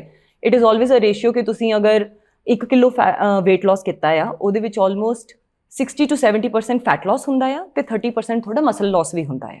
ਸੋ ਉਹ ਮਸਲ ਲਾਸ ਤੁਹਾਡਾ ਜ਼ਿਆਦਾ ਨਾ ਹੋਵੇ ਉਹਦੇ ਵਾਸਤੇ ਤੁਸੀਂ weight training ਐਡ ਕਰਦੇ ਹੋ ਕਿ ਮੈਂ ਆਪਣੇ ਮਸਲ ਨੂੰ ਹੋਲਡ ਔਨ ਰੱਖਾਂ ਔਰ ਮੇਰੀ ਫੈਟ ਸ਼੍ਰੈਡ ਹੋਵੇ। The same way if you are gaining weight you are adding on muscle training ਕਿ ਜਿਹੜਾ ਵੀ ਤੁਸੀਂ ਐਕਸਟਰਾ ਕੈਲਰੀਜ਼ ਖਾ ਰਹੇ ਹੋ ਉਹ ਤੁਹਾਡੇ ਮਸਲਸ ਗਰੋਥ ਵਾਸਤੇ ਯੂਜ਼ ਹੋਣ, ਤੁਹਾਡੇ ਮਸਲਸ ਨੂੰ ਨਿਊਟ੍ਰੀਸ਼ਨ ਮਿਲੇ। ਅਗਰ ਆਪਾਂ weight gain ਵੀ ਕਰ ਰਹੇ ਹੋ ਹੈਲਦੀ ਵੇਚ ਕਰਨਾ ਚਾਹੀਦਾ ਹੈ, ਨਾਟ ਕਿ ਮੈਂ weight gain ਕਰਨਾ ਤਾਂ ਤੁਸੀਂ ਪੀਜ਼ਾ ਖਾ ਰਹੇ ਹੋ, 버ਗਰ ਖਾ ਰਹੇ ਹੋ। ਹਾਂ, ਹੈਲਦੀ ਈਟਿੰਗ ਦੇ ਨਾਲ ਹੀ ਕੈਲਰੀਜ਼ ਦਾ ਤੁਹਾਨੂੰ ਸਰਪਲਸ ਕਰਨਾ ਚਾਹੀਦਾ ਹੈ and you should gain weight ਇਨ ਅ ਹੈਲਦੀਅਰ ਵੇ। ਤੇ ਜੇ ਨਾਰਮਲੀ ਕਿਹਾ ਜਾਂਦਾ ਕਿ ਪ੍ਰੋਟੀਨ ਦੀ ਲਈ ਕਾਫੀ ਪਾਊਡਰਸ ਆਉਂਦੇ ਹਨ, ਹਾਂਜੀ, ਤੁਸੀਂ ਕੀ ਸੁਜੈਸਟ ਕਰੋਗੇ ਕਿ ਬੀਇੰਗ ਅ ਲੇਡੀ ਮੈਨੂੰ ਪਾਊਡਰ, ਪ੍ਰੋਟੀਨ ਪਾਊਡਰ ਆਪਣੇ ਡਾਇਟ 'ਚ ਲਿਆਉਣੇ ਚਾਹੀਦੇ ਹੈ ਕਿ ਨਹੀਂ? ਅਗਰ ਤਾਂ ਦੇਖੋ ਪ੍ਰੋਟੀਨ ਦੀ ਕੰਜ਼ੰਪਸ਼ਨ ਬਹੁਤ ਇੰਪੋਰਟੈਂਟ। ਅਗਰ ਤੁਸੀਂ ਪ੍ਰੋਟੀਨ ਦੀ ਕੰਜ਼ੰਪਸ਼ਨ ਆਪਣੇ ਨੈਚੁਰਲ ਫੂਡਸ ਤੋਂ ਲੈ ਰਹੇ ਹੋ that is the best thing you can do. ਪਰ ਇਹ ਮੁਸ਼ਕਿਲ ਹੈ ਨਾ, ਵੈਰੀ ਡਿਫਿਕਲਟ ਆਈ ਥਿੰਕ, ਔਰ ਵੈਜੀਟੇਰੀਅਨ ਨਹੀਂ ਤਾਂ ਹੋਰ ਜ਼ਿਆਦਾ ਮੁਸ਼ਕਿਲ ਹੈ। ਮੁਸ਼ਕਿਲ ਆ ਬਟ ਬਹੁਤ ਜ਼ਿਆਦਾ ਹੁਣ ਤਾਂ ਮਤਲਬ ਮਾਰਕੀਟ ਦੇ ਵਿੱਚ ਵੀ ਆਪਾਂ ਸੋਸ਼ਲ ਮੀਡੀਆ ਤੇ ਵੀ ਆਪਾਂ ਇੰਨਾ ਲੱਭਦੇ ਹਾਂ। ਦੇਰ ਆਰ ਸੋ ਮੈਨੀ different new foods that everyone in India ਪਹਿਲਾਂ ਨਹੀਂ, ਐਡਮਾਮੇ ਬਾਰੇ ਨਹੀਂ ਇੰਨਾ ਸਾਰਿਆਂ ਨੂੰ, ਮੈਂ ਵੀ ਤੁਹਾਡੇ ਤੋਂ ਸੁਣਿਆ। ਹਾਂ, ਸੋ ਅਗਰ ਆਪਾਂ ਇੰਨਾ ਥੋੜਾ ਰੀਡ ਕਰਨਾ ਸ਼ੁਰੂ ਕਰੀਏ there are ways that we can do it with eating whole food. ਲੇਕਿਨ ਅਗਰ ਨਹੀਂ ਕਰ ਪਾ ਰਹੇ then it is better to substitute it with protein powder rather than living on a deficiency of protein। ਤੇ ਪ੍ਰੋਟੀਨ ਡੈਫੀਸ਼ੀਐਂਸੀ ਦੇ ਕੀ symptoms ਤੇ ਕੀ ਨੁਕਸਾਨ ਹੈ? ਨੁਕਸਾਨ ਉਹੀ ਆਪਾਂ ਜਦੋਂ ਸਪੈਸ਼ਲੀ ਆਪਣੀ ਮਦਰਸ ਨੂੰ ਦੇਖਿਓ, ਜਦੋਂ ਆਪਾਂ 45-50 ਦੀ ਉਹ ਏਜ ਕ੍ਰਾਸ ਕਰ ਲੈਂਦੇ ਆ, ਨੀ ਪੇਨ ਹੋ ਰਿਹਾ ਹੈ, ਬੈਕ ਪੇਨ ਹੋ ਰਿਹਾ ਹੈ, ਮੇਰੇ ਐਂਕਲਸ ਦੇ ਵਿੱਚ ਦਰਦ ਹੋ ਰਿਹਾ। ਇਹ ਬੋਨਸ ਦੇ ਵਿੱਚ ਦਰਦ ਨਹੀਂ ਹੁੰਦਾ ਹੈਗਾ, ਐਕਚੁਅਲੀ ਆਪਣੇ ਜਿਹੜੇ ਮਸਲਸ ਨੇ ਨਾ, ਆਪਣੇ ਮਸਲਸ ਆਪਣੇ ਬੋਨਸ ਨੂੰ ਸਪੋਰਟ ਕਰਦੇ ਆ। ਜਦੋਂ ਆਪਣੇ ਮਸਲਸ ਹੀ ਸਟਰੋਂਗ ਇਨਫ ਨਹੀਂ ਰਹਿੰਦੇ, ਉਹ ਬੋਨਸ ਨੂੰ ਸਟਰੋਂਗਲੀ ਹੋਲਡ ਨਹੀਂ ਕਰਦੇ, ਸਪੋਰਟ ਨਹੀਂ ਕਰਦੇ, that's when you start getting those pains. ਆਪਣੇ ਬੋਨਸ ਰੱਬ ਕਰਨ ਲੱਗ ਜਾਂਦੇ ਆ ਬਿਕਾਜ਼ ਉਹਦੇ ਵਿੱਚ ਜੋ ਵੀ ਨਿਊਟ੍ਰੀਸ਼ਨ ਉਹ ਚਲਿਆ ਜਾਂਦਾ ਹੈ, right? So it is so important for you to have good muscle mass. ਹਰ ਲੇਡੀ 30 ਦੀ ਏਜ ਤੋਂ ਬਾਅਦ 3 to 8% muscle mass every decade lose ਕਰਦੀ ਆ। ਅੱਛਾ ਜੀ। ਹਰ 10 ਸਾਲ 'ਚ ਤੁਸੀਂ up to 8% muscle mass loss ਚੱਲ ਰਿਹਾ ਤੁਹਾਡਾ, ਸਪੈਸ਼ਲੀ ਇਨ ਲੇਡੀਜ਼। ਸੋ ਅਗਰ ਆਪਣੀ ਬੈਕ ਸਟਰੋਂਗ ਆ, ਆਪਣੇ ਬੈਕ ਦੇ ਮਸਲਸ ਸਟਰੋਂਗ ਨੇ, ਤਾਂ ਵੈਰੀ ਲੋ ਚਾਂਸਸ ਕਿ ਤੁਹਾਨੂੰ अर्ਲੀ ਏਜ ਬੈਕ ਪੇਨ ਹੋਣਾ ਸ਼ੁਰੂ ਹੋ ਜਾਊਗਾ because your muscles are strong, they are supporting the bones, they are supporting the ligaments around that area. So muscle ਨੇ ਆਪਣੇ ਜਿਹੜੇ ਬੋਨਸ ਨੂੰ ਇੰਨੀ ਸਟਰੋਂਗਲੀ ਕਨੈਕਟ ਕਰਕੇ ਰੱਖਦੇ ਆ। So that's how important protein is. ਤਾਂ ਕਿਹੜੀ ਏਜ 'ਚ ਆਪਾਂ ਨੂੰ ਸ਼ੁਰੂ ਕਰ ਦੇਣਾ ਚਾਹੀਦਾ ਥੋੜਾ ਡਾਇਟ 'ਚ?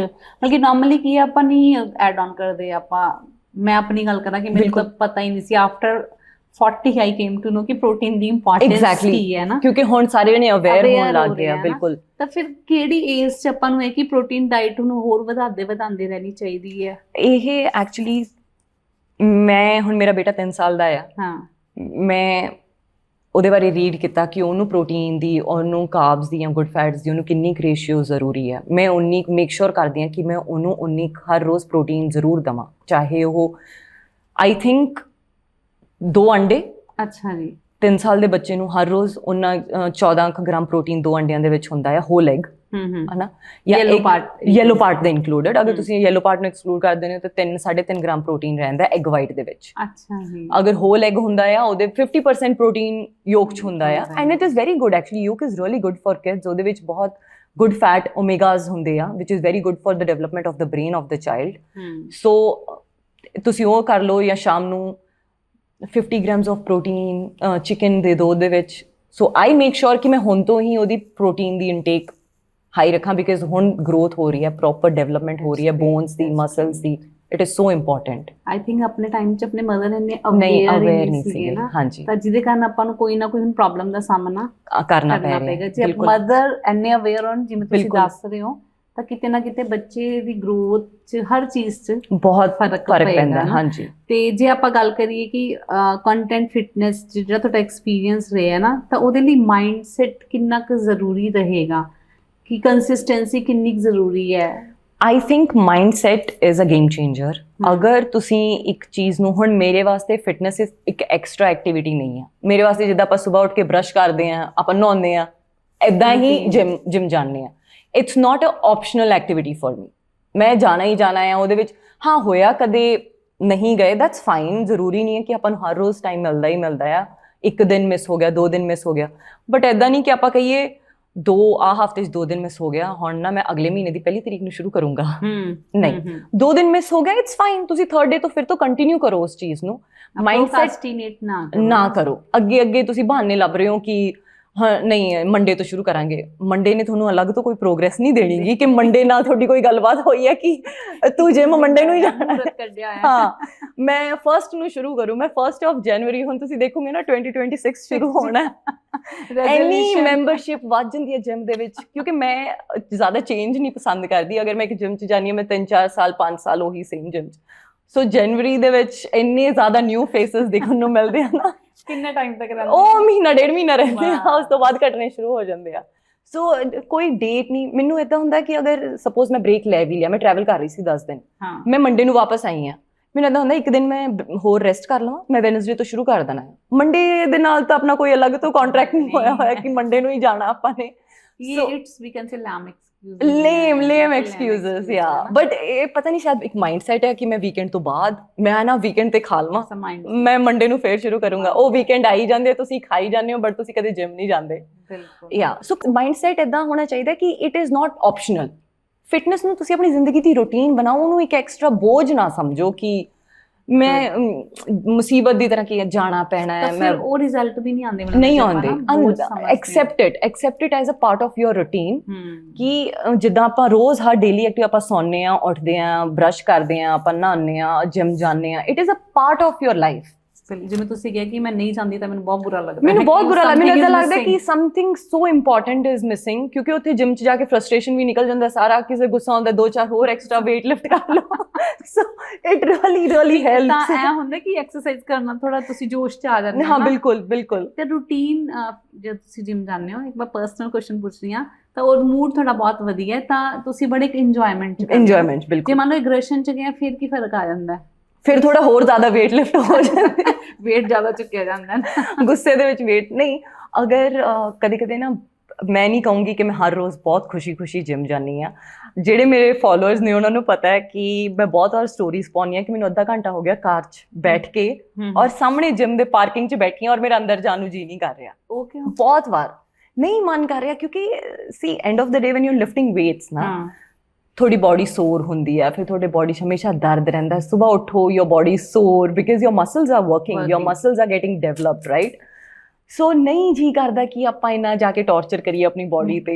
ਬਟ ਮੈਨੂੰ ਇੰਨਾ ਪਤਾ ਹੈ ਕਿ ਅਗਰ ਮੈਂ ਉਸ ਦਰਵਾਜ਼ੇ ਤੇ ਅੰਦਰ ਗਈ, ਮੈਂ ਵਾਪਸ ਬਹੁਤ proud, feeling good about my self, feeling accomplished, ਮੈਂ ਹੈਪੀ ਵਾਪਸ ਆਉਣਾ ਹੈ। So let's just do it.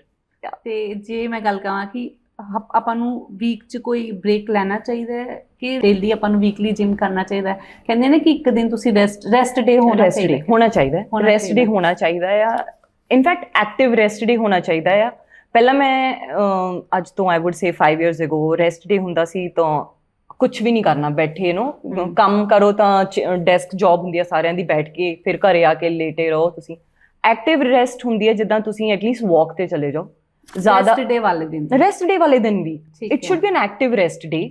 In fact ਅਗਰ ਤੁਹਾਡੀ ਬੋਡੀ ਬਹੁਤ ਜ਼ਿਆਦਾ ਸੋਰ ਆ ਨਾ, ਔਰ ਅਗਰ ਤੁਸੀਂ ਨੈਕਸਟ ਡੇ ਵਾਕ ਤੇ ਜਾਂਦੇ ਹੋ, ਤੁਹਾਡੇ ਮਸਲਸ ਐਕਚੁਅਲੀ ਵਾਰਮ ਅਪ ਹੋ ਕੇ ਸੋਰਨੈਸ ਵੀ ਘਟਦੀ ਆ ਬੋਡੀ ਦੀ। ਸੋ ਐਕਟਿਵ ਰੈਸਟ ਡੇ ਹੋਣਾ ਚਾਹੀਦਾ। ਅਗਰ ਤੁਸੀਂ ਬਹੁਤ ਹੀ ਜ਼ਿਆਦਾ listen to your body basically, ਅਗਰ ਤੁਹਾਨੂੰ ਬੋਡੀ ਦੀ ਸੁਣੋ ਆਪਣੀ ਦੀ।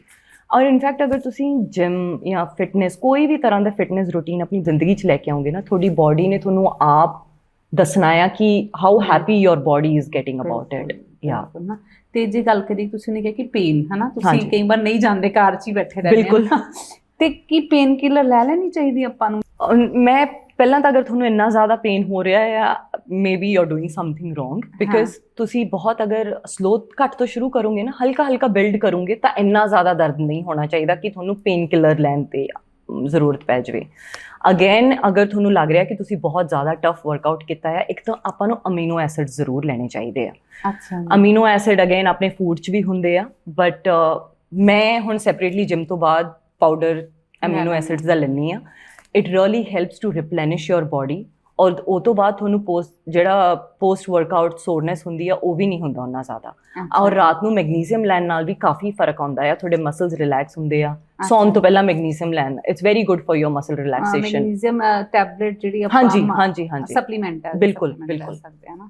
ਇੱਕ ਰੂਟੀਨ ਚੱਲੀ ਹੋਈ ਹੈ ਲਾਈਫ ਦੀ ਕਿ ਮੈਨੇ ਫਰਸਟ ਡੇ ਐਬਸ ਕੀਤੀਆਂ, ਫਿਰ ਮੈਨੇ ਸੈਕਿੰਡ ਡੇ, ਕਿ ਆਪਾਂ ਨੂੰ ਡੇ ਵਾਈਜ਼ ਡਿਵਾਈਡ ਕਰਨਾ ਚਾਹੀਦਾ ਕਿ ਇੱਕ ਦਿਨ 'ਚ 2 ਪਾਰਟ ਤੇ ਆਪਾਂ ਨੂੰ ਵਰਕ ਕਰ ਸਕਦੇ ਹਾਂ? ਸੋ ਵੀਕਲੀ ਪਲਾਨ ਮੇਨਟੇਨ ਵਾਸਤੇ ਅਗਰ ਤੁਸੀਂ ਹਰ ਰੋਜ਼ ਸਿਰਫ ਇੱਕ ਚੀਜ਼ ਕਰੋਗੇ, ਸੋ ਬੇਸਿਕਲੀ ਹਫਤੇ 'ਚ ਤੁਸੀਂ ਉਸ ਮਸਲ ਗਰੁੱਪ ਨੂੰ ਇੱਕ ਵਾਰ ਹੀ ਟਾਰਗੇਟ ਕੀਤਾ ਆ, that is not enough.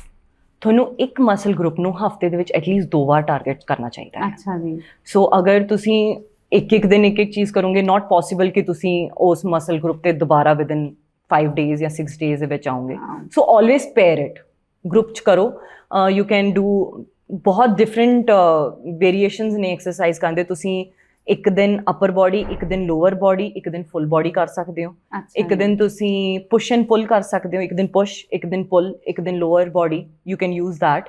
So depending what is your goal. ਬਹੁਤ ਜਿੱਦਾਂ man mostly focus on their upper body ਔਰ ਲੋਡ, ਸੋ ਉਹ ਅਪਰ ਬਾਡੀ ਦੇ ਡੇਜ਼ ਜ਼ਿਆਦਾ ਇਨਕਲੂਡ ਕਰ ਲੈਂਦੇ। But as a woman I think ਆਪਾਂ ਨੂੰ ਬੈਲੈਂਸ ਤੇ ਫੋਕਸ ਕਰਨਾ ਚਾਹੀਦਾ ਆ। So work your group muscles twice a week is a good norm to follow. ਮੇਰਾ ਕੱਲ ਲੈਗ ਡੇ ਸੀ, ਮੇਰੀ ਹੋ ਗਈ ਛੁੱਟੀ। ਹਾਂਜੀ, ਤੇ ਫਿਰ ਮੈਂ ਉਹ ਲੈਗ ਡੇ ਨੈਕਸਟ ਡੇ ਕਰਾਂ ਕਿ ਬਸ ਛੁੱਟੀ ਕਰਦਾ? ਨਹੀਂ, ਤੁਸੀਂ ਜਿੱਦਾਂ ਕਰ ਰਹੇ ਸੀਗੇ, ਤੁਸੀਂ ਅਗਰ ਇੱਕ ਦਿਨ ਸਕਿਪ ਕਰਤਾ, you can do legs next, ਕਿਉਂਕਿ ਅਗਰ ਤੁਸੀਂ ਉਹਨੂੰ ਸਕਿਪ ਕਰਤਾ ਤੁਹਾਡਾ ਮਸਲ ਗਰੁੱਪ ਸਕਿਪ ਹੋ ਗਿਆ ਨਾ। ਅੱਛਾ ਜੀ, ਤਾਂ ਨੈਕਸਟ ਡੇ ਮੈਨੂੰ ਫਿਰ ਲੈਗਸ ਹੀ ਲੈਣੀਆਂ ਚਾਹੀਦੀਆਂ ਨੇ। ਏਦਾਂ ਹਾਰਡ ਐਂਡ ਫਾਸਟ ਰੂਲ ਹੈ ਨਹੀਂ ਕਿ ਲੈਣੀਆਂ ਪੈਣੀਆਂ ਹੀ ਨੇ, ਬਟ ਲੈਣੀਆਂ ਚਾਹੀਦੀਆਂ ਨੇ, ਬਿਕਾਜ਼ ਆਪਣਾ ਅਗੇਨ ਫੋਕਸ ਇਹ ਹੈ ਕਿ ਆਪਾਂ ਇੱਕ ਮਸਲ ਗਰੁੱਪ ਨੂੰ ਐਟਲੀਸਟ 2 ਵਾਰ ਫੋਕਸ ਟਾਰਗੇਟ ਕਰੀਏ ਹਫਤੇ ਦੇ ਵਿੱਚ। ਸੋ ਅਗਰ ਤੁਸੀਂ ਅੱਜ ਲੈਗਸ ਕਰਨੀਆਂ ਸੀ, ਅੱਜ ਤੁਸੀਂ ਕਿਸੇ ਰੀਜ਼ਨ ਨਾਲ ਜਿਮ ਨਹੀਂ ਜਾ ਸਕੇ, ਤੁਸੀਂ ਕੱਲ ਨੂੰ ਜਾ ਰਹੇ ਹੋ, ਤੁਸੀਂ ਕੱਲ ਨੂੰ ਲੈਗਸ ਕਰ ਲਓ। ਬਿਕਾਜ਼ ਅਗਰ ਤੁਸੀਂ ਲੈਗਸ ਨੂੰ ਸਕਿਪ ਕਰਕੇ ਤੁਸੀਂ ਫਿਰ ਤੋਂ ਅਪਰ ਬਾਡੀ ਤੇ ਆ ਗਏ ਹੋ, ਤੁਸੀਂ ਲੋਅਰ ਮਸਲਸ ਤੇ ਵਰਕਆਊਟ ਕੀਤਾ ਹੀ ਨਹੀਂ। ਪੂਰੇ 10 ਦਿਨ ਚਲੇ ਜਾਣੇ ਆ ਤੁਹਾਡੇ, ਜਾਂ 8 ਦਿਨ ਚਲੇ ਜਾਣੇ ਆ। ਤੇ ਲੇਡੀ ਲਈ ਐਕਸਰਸਾਈਜ਼ ਬੈਟਰ ਰਹਿੰਦੀ ਹੈ ਕਿ ਵੇਟ ਲਿਫਟਿੰਗ? ਉਹ ਤੁਸੀਂ ਉਹਦੇ ਬਾਰੇ ਕੀ ਕਹਿੰਦੇ ਹੋ? I think weight lifting is very important, let it be for men, but I would say specially for women। ਆਪਾਂ ਬਰਥ ਦਿੰਦੇ ਆ, ਇੰਨਾ ਆਪਣੀ ਬਾਡੀ ਦੇ ਵਿੱਚੋਂ ਨਿਊਟ੍ਰੀਸ਼ਨ ਜਾਂਦਾ ਆ, ਤਾਕਤ ਚਲੀ ਜਾਂਦੀ ਹੈ ਇੱਕ ਵਾਰ ਤਾਂ, ਸੋ ਇਟ ਇਜ਼ ਸੋ ਇੰਪੋਰਟੈਂਟ ਕਿ ਆਪਾਂ ਵੇਟ ਟ੍ਰੇਨਿੰਗ ਕਰੀਏ। ਲੇਡੀਜ਼ ਨਹੀਂ ਕਰਦੀਆਂ, ਅਗੇਨ ਸੋਚਦੇ ਕਿ ਬਲਕੀ ਹੋ ਜਾਣਗੇ, ਹਾਂ ਮੈਨਲੀ ਲੱਗਾਂਗੇ। ਨਹੀਂ ਲੱਗਣਾ ਤੁਸੀਂ ਨੇ ਮੈਨਲੀ। ਤੁਸੀਂ ਵਰਕਆਊਟ ਕਰਕੇ ਦੇਖੋ, ਇਟਸ ਐਨ ਐਡਿਕਸ਼ਨ। ਅਗਰ ਤੁਸੀਂ 6 ਮਹੀਨੇ ਜਿਮ ਚਲੇ ਗਏ ਨਾ consistently, it's N addiction. It's a very good form of addiction. It's true. It's happened with me. Yeah. ਕਿ ਜੇ ਮੈਨੂੰ ਵੀ ਸੇਮ ਫੀਲ ਹੁੰਦਾ, ਮੈਂ ਅੱਜਕੱਲ ਨਹੀਂ ਜਾ ਪਾ ਰਹੀ ਡਿਊ ਟੂ ਬਿਜ਼ੀ ਸਕੇਡਿਊਲ ਨਾ, ਮੈਨੂੰ ਲੱਗਦਾ ਕਿ something is missing in my life. ਹਾਂਜੀ, ਬਿਲਕੁਲ। ਤੇ ਵੇਟ ਲਿਫਟਿੰਗ ਦੀ ਜੇ ਆਪਾਂ ਗੱਲ ਕਰੀਏ ਕਿ ਵੇਟ ਆਪਾਂ ਨੂੰ 2.5 ਤੋਂ ਸਟਾਰਟ ਕਰਵਾਉਂਦੇ ਆ ਟ੍ਰੇਨਰ, ਹੈ ਨਾ, ਤਾਂ ਕਿਸ ਲੈਵਲ ਤੱਕ ਆਪਾਂ ਵਧਾ ਸਕਦੇ ਆ ਵੇਟ ਨੂੰ? ਓਕੇ, ਸੋ ਅਗਰ ਤਾਂ ਤੁਸੀਂ ਰੈਪੀਟੇਸ਼ਨਸ ਜ਼ਿਆਦਾ ਵਧਾ ਰਹੇ ਹੋ, ਵੇਟ ਲਿਫਟਿੰਗ ਜ਼ਿਆਦਾ ਨਹੀਂ, ਉਹ ਐਂਡੋਰੈਂਸ, ਮਸਲ ਐਂਡੋਰੈਂਸ ਵਾਸਤੇ ਕਰ ਸਕਦੇ ਹੋ। ਮਗਰ ਹਾਈਪੋਟ੍ਰੋਫੀ ਜਿਹਨੂੰ ਆਪਾਂ ਕਹਿੰਦੇ ਆ ਕਿ ਅਗਰ ਆਪਾਂ ਟੋਨਡ ਮਸਲ ਕਰਨਾ ਆ, ਵਿਚ ਇਜ਼ ਅੱਜ ਕੱਲ੍ਹ ਸਾਰਿਆਂ ਦਾ ਤਕਰੀਬਨ ਇਹੀ ਗੋਲ ਹੈ ਕਿ ਅਸੀਂ ਮਸਲ ਟੋਨ ਕਰਨਾ ਆ, ਉਹਦੇ ਵਿੱਚ ਤੁਸੀਂ ਪ੍ਰੋਗਰੈਸਿਵ ਓਵਰਲੋਡ ਕਰੋ। ਹੁਣ ਤੁਹਾਨੂੰ ਅਗਰ ਤੁਸੀਂ ਅੱਜ 2.5 kgs ਲਿਫਟ ਕਰ ਰਹੇ ਹੋ, ਚਾਹੇ ਉਹ ਬਾਈਸੈਪ ਕਰਲ ਕਰਨ ਦੇ ਟਾਈਮ ਤੇ ਜਾਂ ਓਵਰਹੈਡ ਪ੍ਰੈਸ ਕਰਨ ਤੇ, ਤੁਸੀਂ 2.5 kgs ਲਿਫਟ ਕਰ ਰਹੇ ਹੋ, ਤੁਸੀਂ ਅਗਰ 3 ਸੈਟ 10 reps ਦੇ ਕਰ ਲਏ ਆ, that means you are ready for a heavier weight। ਅੱਛਾ ਜੀ, ਈਜ਼ੀਲੀ ਕਰਨੇ ਆ ਜੇ। ਅਗਰ ਤੁਸੀਂ ਈਜ਼ੀਲੀ ਕਰ ਲਿਆ ਜਾਂ ਕਿੱਦਾਂ ਵੀ, ਹਾਂ ਈਜ਼ੀਲੀ ਕਰ ਲਿਆ, so definitely you should go for a higher weight। But ਅਗਰ ਤੁਸੀਂ 10 reps ਤੁਸੀਂ ਕਿੱਦਾਂ ਵੀ ਕਰਕੇ ਕਰ ਲਏ ਆ ਨਾ, ਤੁਸੀਂ ਨੈਕਸਟ ਟਾਈਮ ਵਾਸਤੇ ਜਾਂ ਨੈਕਸਟ ਟਾਈਮ ਜਦੋਂ ਤੁਸੀਂ ਸੇਮ ਗਰੁੱਪ ਤੇ ਮਸਲ ਤੇ ਵਰਕ ਕਰੋ, ਤੁਹਾਨੂੰ ਨੈਕਸਟ weight ਲਿਫਟ ਕਰਨ ਦੀ ਕੋਸ਼ਿਸ਼ ਕਰਨੀ ਚਾਹੀਦੀ ਹੈ। So that's when you know your body is ready for a higher weight, heavier weight। ਅੱਛਾ, ਜਿਵੇਂ ਕਿ weight ਆਪਾਂ ਕਿੱਥੇ ਤੱਕ ਲੈ ਕੇ ਜਾ ਸਕਦੇ ਹਾਂ ਬੀਇੰਗ ਅ ਲੇਡੀ, ਕਿ ਮੈਂ ਕਿੰਨਾ weight ਚੱਕ ਸਕਦੇ ਹਾਂ ਅਕੋਰਡਿੰਗ ਟੂ ਕੋਈ ਲਿਮਿਟ ਨਹੀਂ, ਕੋਈ ਲਿਮਿਟ ਨਹੀਂ। ਤੁਸੀਂ ਜਿੰਨਾ ਆਪਣੀ ਬਾਡੀ ਤੇ ਫੋਕਸ ਕਰੋਗੇ, your body will give you so much back. I have seen girls ਜਿਹੜੀ ਸਕੁਆਟਸ ਕਰਦੇ ਆ, 150 kgs ਦੇ ਬਾਰਬੈਲ ਨੂੰ ਮੋਢਿਆਂ ਤੇ ਰੱਖ ਕੇ ਸਕੁਆਟਸ ਕਰਦੇ ਆ। ਦੈਟ ਇਜ਼, ਮੈਨੂੰ ਥੋੜਾ ਸਕੁਆਟਸ ਤੋਂ, ਬਾਰਬੈਲ ਸਕੁਆਟਸ ਤੋਂ ਮੈਨੂੰ ਪਤਾ ਨਹੀਂ ਕਿਉਂ ਥੋੜਾ ਡਰ ਰਹਿੰਦਾ ਆ, because it's very crucial exercise। और अगर तुसी ने ज़्यादा heavy weight पाया without knowing the correct form, you can have a very bad injury of your slip disc। अच्छा। और वो सारी जिंदगी वास्ते फिर वो एक तरह का क्वेश्चन मार्क लग जाता है फिटनेस। सो जब तक मैं एक होर गल देखी, लेडीज ना ਉਹਨਾਂ ਨੂੰ ਇਦਾਂ ਹੁੰਦਾ ਕਿ ਅਸੀਂ ਹੈਵੀ weight ਚੱਕੀਏ, ਚਾਹੇ ਤੁਹਾਡਾ ਫਾਰਮ ਕਰੈਕਟ ਹੈ ਜਾਂ ਨਹੀਂ ਹੈ। That is the worst thing you can do to your body. ਤੁਸੀਂ ਚਾਹੇ 5 ਕਿਲੋ ਨਾਲ ਨਹੀਂ ਉਹ ਐਕਸਰਸਾਈਜ਼ ਕਰ ਪਾ ਰਹੇ ਨਾ, ਤੁਸੀਂ 2 ਕਿਲੋ ਚੱਕੋ, ਬਟ ਤੁਸੀਂ ਸਹੀ ਫਾਰਮ 'ਚ ਕਰਨਾ ਸਿੱਖੋ। Because at the and of the day injury ਕਿਸੇ ਨੂੰ ਨਹੀਂ ਚਾਹੀਦੀ, ਰਾਈਟ? ਆਪਾਂ ਸਵਿੰਗ ਕਰਕੇ ਐਦਾਂ ਬਾਈਸੈਪ ਕਰਲ ਕਰ ਰਹੇ ਹਾਂ, ਆਪਾਂ ਚੱਕਿਆ ਹੋਇਆ 30 kgs, ਬਟ ਆਪਾਂ ਪੂਰੀ ਬੋਡੀ ਦੀ ਮੂਵਮੈਂਟ ਯੂਜ਼ ਕਰ ਰਹੇ ਹਾਂ, you are not going to work on your biceps, ਕਿਉਂਕਿ ਪੂਰੀ ਬੋਡੀ ਤੁਸੀਂ ਐਦਾਂ ਕਰਕੇ ਤੁਸੀਂ ਦੇਖੋਗੇ ਜਿਮ ਦੇ ਵਿੱਚ ਨਾ ਬਿਲਕੁਲ ਬਹੁਤ ਲੋਕ, ਹੁਣ ਮੈਂ ਜੈਂਡਰ ਸਪੈਸੀਫਾਈ ਨਹੀਂ ਕਰਨਾ ਚਾਹੂੰਗੀ, ਬਟ ਮੈਂ ਬਹੁਤ ਦੇਖਿਆ ਏਦਾਂ ਕਰਕੇ ਨਾ ਸਵਿੰਗ ਕਰਨਗੇ ਏਦਾਂ, ਦੈਟਸ ਰੋਂਗ। ਕਰ ਦਿੰਦੇ ਹੋ ਜਿਮ ਜੇ ਤੁਸੀਂ ਦੇਖਿਆ? ਮੈਂ ਐਕਚੁਅਲੀ ਬਹੁਤ ਲੇਡੀਜ਼ ਨੂੰ ਹੈਲਪ ਕਰਦੀ ਹਾਂ, ਸਪੈਸ਼ਲੀ ਸਾਡੀ ਜਿਮ ਦੇ ਵਿੱਚ ਐਲਡਰਲੀ ਲੇਡੀਜ਼ ਬਹੁਤ ਆਉਂਦੀਆਂ ਨੇ। ਨਹੀਂ ਹੈ ਨੌਲੇਜ, ਮਜ਼ਾਕ ਉਡਾਉਣ ਦੀ ਕੋਈ ਜ਼ਰੂਰਤ ਨਹੀਂ ਉਹਦੇ ਵਿੱਚ, ਛੋਟਾ ਫੀਲ ਕਰਨ ਦੀ ਜ਼ਰੂਰਤ ਨਹੀਂ ਕਿ ਮੈਨੂੰ ਨਹੀਂ ਆਉਂਦਾ, ਮੈਂ ਜਿਮ 'ਚ ਜਾ ਕੇ ਲੋਕ ਮਜ਼ਾਕ ਉਡਾਉਣਗੇ ਜਾਂ ਯੂ ਨੋ, ਜਾਂ ਜਿਹੜੇ ਲੋਕਾਂ ਨੂੰ ਆਉਂਦਾ ਵੀ ਆ ਉਹਨਾਂ ਨੂੰ ਦੂਸਰਿਆਂ ਨੂੰ ਦੇਖ ਕੇ ਮਜ਼ਾਕ ਉਡਾਉਣ ਦੀ ਵੀ ਜ਼ਰੂਰਤ ਨਹੀਂ। ਐਟਲੀਸਟ ਉਹ ਬੰਦਾ ਟਰਾਈ ਕਰ ਰਿਹਾ ਆ, respect that person, you know, ਕਿ ਉਹਨੇ ਇੱਕ ਸਟੈਪ ਲਿਆ ਆਪਣੀ ਜ਼ਿੰਦਗੀ ਦੇ ਵਿੱਚ, ਫੈਸਲਾ ਲਿਆ ਕਿ ਮੈਂ ਜਿਮ ਦੇ ਵਿੱਚ ਜਾਊਂਗਾ, ਉਸ ਐਟਮੋਸਫੇਅਰ ਦੇ ਵਿੱਚ ਫਿਟਨੈਸ ਬਾਰੇ ਸੋਚਿਆ। So you should, and I will encourage everyone out there. ਅੱਜ ਕੱਲ੍ਹ ਲੋਕ ਬੋਲਣ ਤੋਂ ਵੀ ਐਕਚੁਅਲੀ ਡਰਦੇ ਆ, ਬਿਕਾਜ਼ ਮਾਹੌਲ ਹੀ ਏਦਾਂ ਦਾ ਹੋ ਗਿਆ ਕਿ ਲੋਕ ਕਹਿਣਗੇ ਤੂੰ ਮੈਨੂੰ ਕਿਉਂ ਦੱਸ ਰਿਹਾ, ਤੂੰ ਕੌਣ ਮੈਨੂੰ ਦੱਸਣ ਵਾਲਾ, ਯੂ ਨੋ। ਸੋ ਮੈਂ ਫਿਰ ਵੀ ਮੇਰੇ ਤੋਂ ਚੁੱਪ ਨਹੀਂ ਰਿਹਾ ਜਾਂਦਾ, ਬਿਕਾਜ਼ ਮੈਨੂੰ ਏਦਾਂ ਹੁੰਦਾ ਕਿ ਇੱਕ ਬੰਦੇ ਨੂੰ ਕਰੈਕਟ ਕਰਨਾ, ਅਗਰ ਤੁਹਾਨੂੰ ਨੌਲੇਜ ਹੈ ਪ੍ਰੋਪਰ, ਉਹਨੂੰ ਕਰੈਕਟ ਕਰਨਾ ਤੁਹਾਡਾ ਫਰਜ਼ ਬਣਦਾ ਹੈ, ਕਿਉਂਕਿ ਉਹ ਬੰਦਾ ਇੰਜਰਡ ਹੋ ਸਕਦਾ ਆ, ਕੁਛ ਹਾਂ। ਸੋ ਡੈਫੀਨਿਟਲੀ ਟਰਾਈ ਟੂ ਵੂਮਨ ਲਈ ਟ੍ਰੇਨਰ ਕਿੰਨੇ ਕੁ ਜ਼ਰੂਰੀ ਹੈ, ਕਿ ਆਪਾਂ ਨੂੰ ਅਗਰ ਮੈਂ ਜਿਮ ਜਾ ਰਹੀ ਹਾਂ ਤਾਂ ਮੈਨੂੰ ਟ੍ਰੇਨਰ ਦੀ ਹੈਲਪ ਕਿੰਨੀ ਕੁ ਜ਼ਰੂਰੀ ਹੈ? ਉਹ ਵੀ ਪਰਸਨਲ ਟ੍ਰੇਨਿੰਗ ਲੈਣੀ ਚਾਹੀਦੀ ਹੈ ਕਿ ਨਾਰਮਲ ਟ੍ਰੇਨਰ ਜਿਹੜੀ ਐਕਸਰਸਾਈਜ਼ ਦੱਸ ਰਿਹਾ ਉਹਦੇ ਨਾਲ ਫਰਕ ਪੈ ਜਾਏਗਾ? ਬੜਾ ਟ੍ਰੈਂਡ ਹੈ ਪਰਸਨਲ ਟ੍ਰੇਨਰ ਹਾਇਰ ਕਰ ਲਓ, ਹੈ ਨਾ? ਪਰਸਨਲ ਟ੍ਰੇਨਰ ਅੱਜ ਤੱਕ ਮੈਂ ਹਾਇਰ ਕੀਤਾ ਸੀਗਾ। ਮੈਂ ਤੁਹਾਨੂੰ ਦੱਸੂੰਗੀ ਕਿ ਪਰਸਨਲ ਟ੍ਰੇਨਰ ਦੀ ਤੁਹਾਨੂੰ ਉਦੋਂ ਜ਼ਰੂਰਤ ਹੈ ਜਦੋਂ ਤੁਹਾਨੂੰ ਕਿਸੇ ਚੀਜ਼ ਬਾਰੇ ਨੌਲੇਜ ਹੈ ਨਹੀਂਗੀ। ਅਗਰ ਤੁਸੀਂ ਫਸਟ ਟਾਈਮ ਜਿਮ ਜਾ ਰਹੇ ਹੋ, ਤੁਹਾਨੂੰ ਪਤਾ ਹੀ ਨਹੀਂ ਕਿ ਕਰਨਾ ਕੀ ਹੈ, ਤੁਹਾਡਾ ਫਾਰਮ ਸਹੀ ਨਹੀਂਗਾ, ਡੈਫੀਨੇਟਲੀ 2 ਤੋਂ 3 ਜਾਂ 5 ਕਲਾਸਿਸ ਪਰਸਨਲ ਟ੍ਰੇਨਰ ਨਾਲ ਲੈਣੀਆਂ ਚਾਹੀਦੀਆਂ ਨੇ ਆਪਣਾ ਫਾਰਮ ਸੁਧਾਰਨ ਵਾਸਤੇ। ਅੱਛਾ ਜੀ। ਫਾਰਮ ਤੁਹਾਨੂੰ ਸਹੀ ਆਉਣਾ ਚਾਹੀਦਾ ਕਿ ਇੱਕ ਐਕਸਰਸਾਈਜ਼ ਨੂੰ ਪਰਫਾਰਮ ਕਿੱਦਾਂ ਕਰਨਾ ਹੈ। ਮੈਂ ਪਰਸਨਲ ਟ੍ਰੇਨਰ ਉਦੋਂ ਲਿਆ ਸੀ ਵੈਨ ਆਈ ਵਾਸ ਪ੍ਰੈਗਨੈਂਟ। ਮੈਂ weight lifting ਕਰਦੀ ਹੁੰਦੀ ਸੀ ਪ੍ਰੈਗਨੈਂਸੀ ਦੇ ਵਿੱਚ ਵੀ। ਅੱਛਾ ਜੀ। ਹਾਂ, ਇਹ ਵੀ ਬਹੁਤ ਲੋਕ ਬਿਲੀਵ ਕਰਦੇ ਆ ਕਿ ਤੁਹਾਨੂੰ ਪ੍ਰੈਗਨੈਂਸੀ ਦੇ ਵਿੱਚ weights ਨਹੀਂ ਚੱਕਣੇ ਚਾਹੀਦੇ। ਮੈਂ ਕਿਉਂਕਿ ਪਹਿਲਾਂ 5-7 ਸਾਲਾਂ ਤੋਂ weight ਟ੍ਰੇਨਿੰਗ ਕਰ ਰਹੀ ਹਾਂ, my body so used to it, ਮੇਰੀ ਬੋਡੀ ਨੂੰ ਕੁਝ ਐਕਸਟਰਾ ਨਹੀਂ ਫੀਲ ਹੋਇਆ because my body is used to it. ਮਗਰ ਅਗਰ ਤੁਸੀਂ ਕਦੇ weight ਟ੍ਰੇਨਿੰਗ ਕੀਤੀ ਹੀ ਨਹੀਂ ਔਰ ਤੁਸੀਂ ਪ੍ਰੈਗਨੈਂਸੀ ਸੋਚ ਰਹੇ ਹੋ ਹੁਣ ਮੈਂ weight lifting, ਉਹ ਨਹੀਂ ਕਰਨਾ ਚਾਹੀਦਾ। ਜੋ ਤੁਹਾਡੀ ਬੋਡੀ ਕੰਫਰਟੇਬਲ ਹੈ ਜਿਸ ਚੀਜ਼ ਨਾਲ, ਅਗਰ ਤੁਸੀਂ ਯੋਗਾ ਕਰ ਰਹੇ ਹੋ ਪਹਿਲਾਂ ਤੋਂ, please continue your yoga if you have no risk in your pregnancy, continue doing yoga, ਇੱਦਾਂ ਕੁਛ ਨਹੀਂ। ਸੋ ਬਟ ਮੈਂ ਥੋੜਾ ਕੌਨਸ਼ੀਅਸ ਸੀਗੀ ਕਿ ਮੈਂ ਫਸਟ ਟਾਈਮ ਪ੍ਰੈਗਨੈਂਸੀ ਹੈ ਮੇਰੀ, ਕਿਹੜੀਆਂ ਐਕਸਰਸਾਈਜ਼ਸ ਮੈਨੂੰ ਕਿੰਨੀ ਕੁ ਲਿਮਿਟ ਤੱਕ ਕਰਨੀਆਂ ਚਾਹੀਦੀਆਂ ਨੇ। ਸੋ ਮੈਂ ਉਦੋਂ 2 ਮਹੀਨੇ ਵਾਸਤੇ ਪਰਸਨਲ ਟ੍ਰੇਨਰ ਰੱਖੀ ਸੀਗੀ, and then I got a knowledge ਕਿ ਮੈਂ ਕਿੰਨਾ ਪੁਸ਼ ਕਰਨਾ ਹੈ, ਕਿੰਨਾ ਪੁਸ਼ ਨਹੀਂ ਕਰਨਾ, and then the rest of the 7-8 months I was doing it by myself. That's great. ਹੁਣ ਜੇ ਆਪਾਂ ਗੱਲ ਕਰਦੇ ਹਾਂ ਵਾਰਮ ਅਪ, ਹਾਂਜੀ, ਹੈ ਨਾ, ਵਾਰਮ ਅਪ ਕਿੰਨਾ ਕੁ ਜ਼ਰੂਰੀ ਹੈ? ਬਹੁਤ ਜ਼ਰੂਰੀ ਹੈ। ਕਿੰਨੇ ਮਿੰਟ ਆਪਾਂ ਨੂੰ ਪਹਿਲਾਂ ਬਾਡੀ ਨੂੰ ਵਾਰਮ ਕਰਨਾ ਚਾਹੀਦਾ ਹੈ? 5 ਤੋਂ 10 ਮਿੰਟ ਵਾਰਮ ਅਪ। ਸੋ ਆਪਣੇ ਜਿਹੜੇ ਮਸਲਸ ਆ, ਜੁਆਇੰਟਸ ਬੇਸਿਕਲੀ, ਇਹ ਹੁਣ ਨਾਰਮਲ ਰੈਸਟਿੰਗ ਫੇਜ਼ 'ਚ ਚੱਲ ਰਹੇ ਆ। ਤੁਸੀਂ ਅਚਾਨਕ ਜਾ ਕੇ 10 kgs 20 kgs ਲਿਫਟ ਕਰਨ ਲੱਗ ਗਏ ਹੋ, ਯੋਰ body is in shock, your heart is like what ਕੀ ਚੱਲ ਕੀ ਰਿਹਾ ਹੈ, ਇਹਨੂੰ ਕੀ ਹੋ ਗਿਆ, ਰਾਈਟ?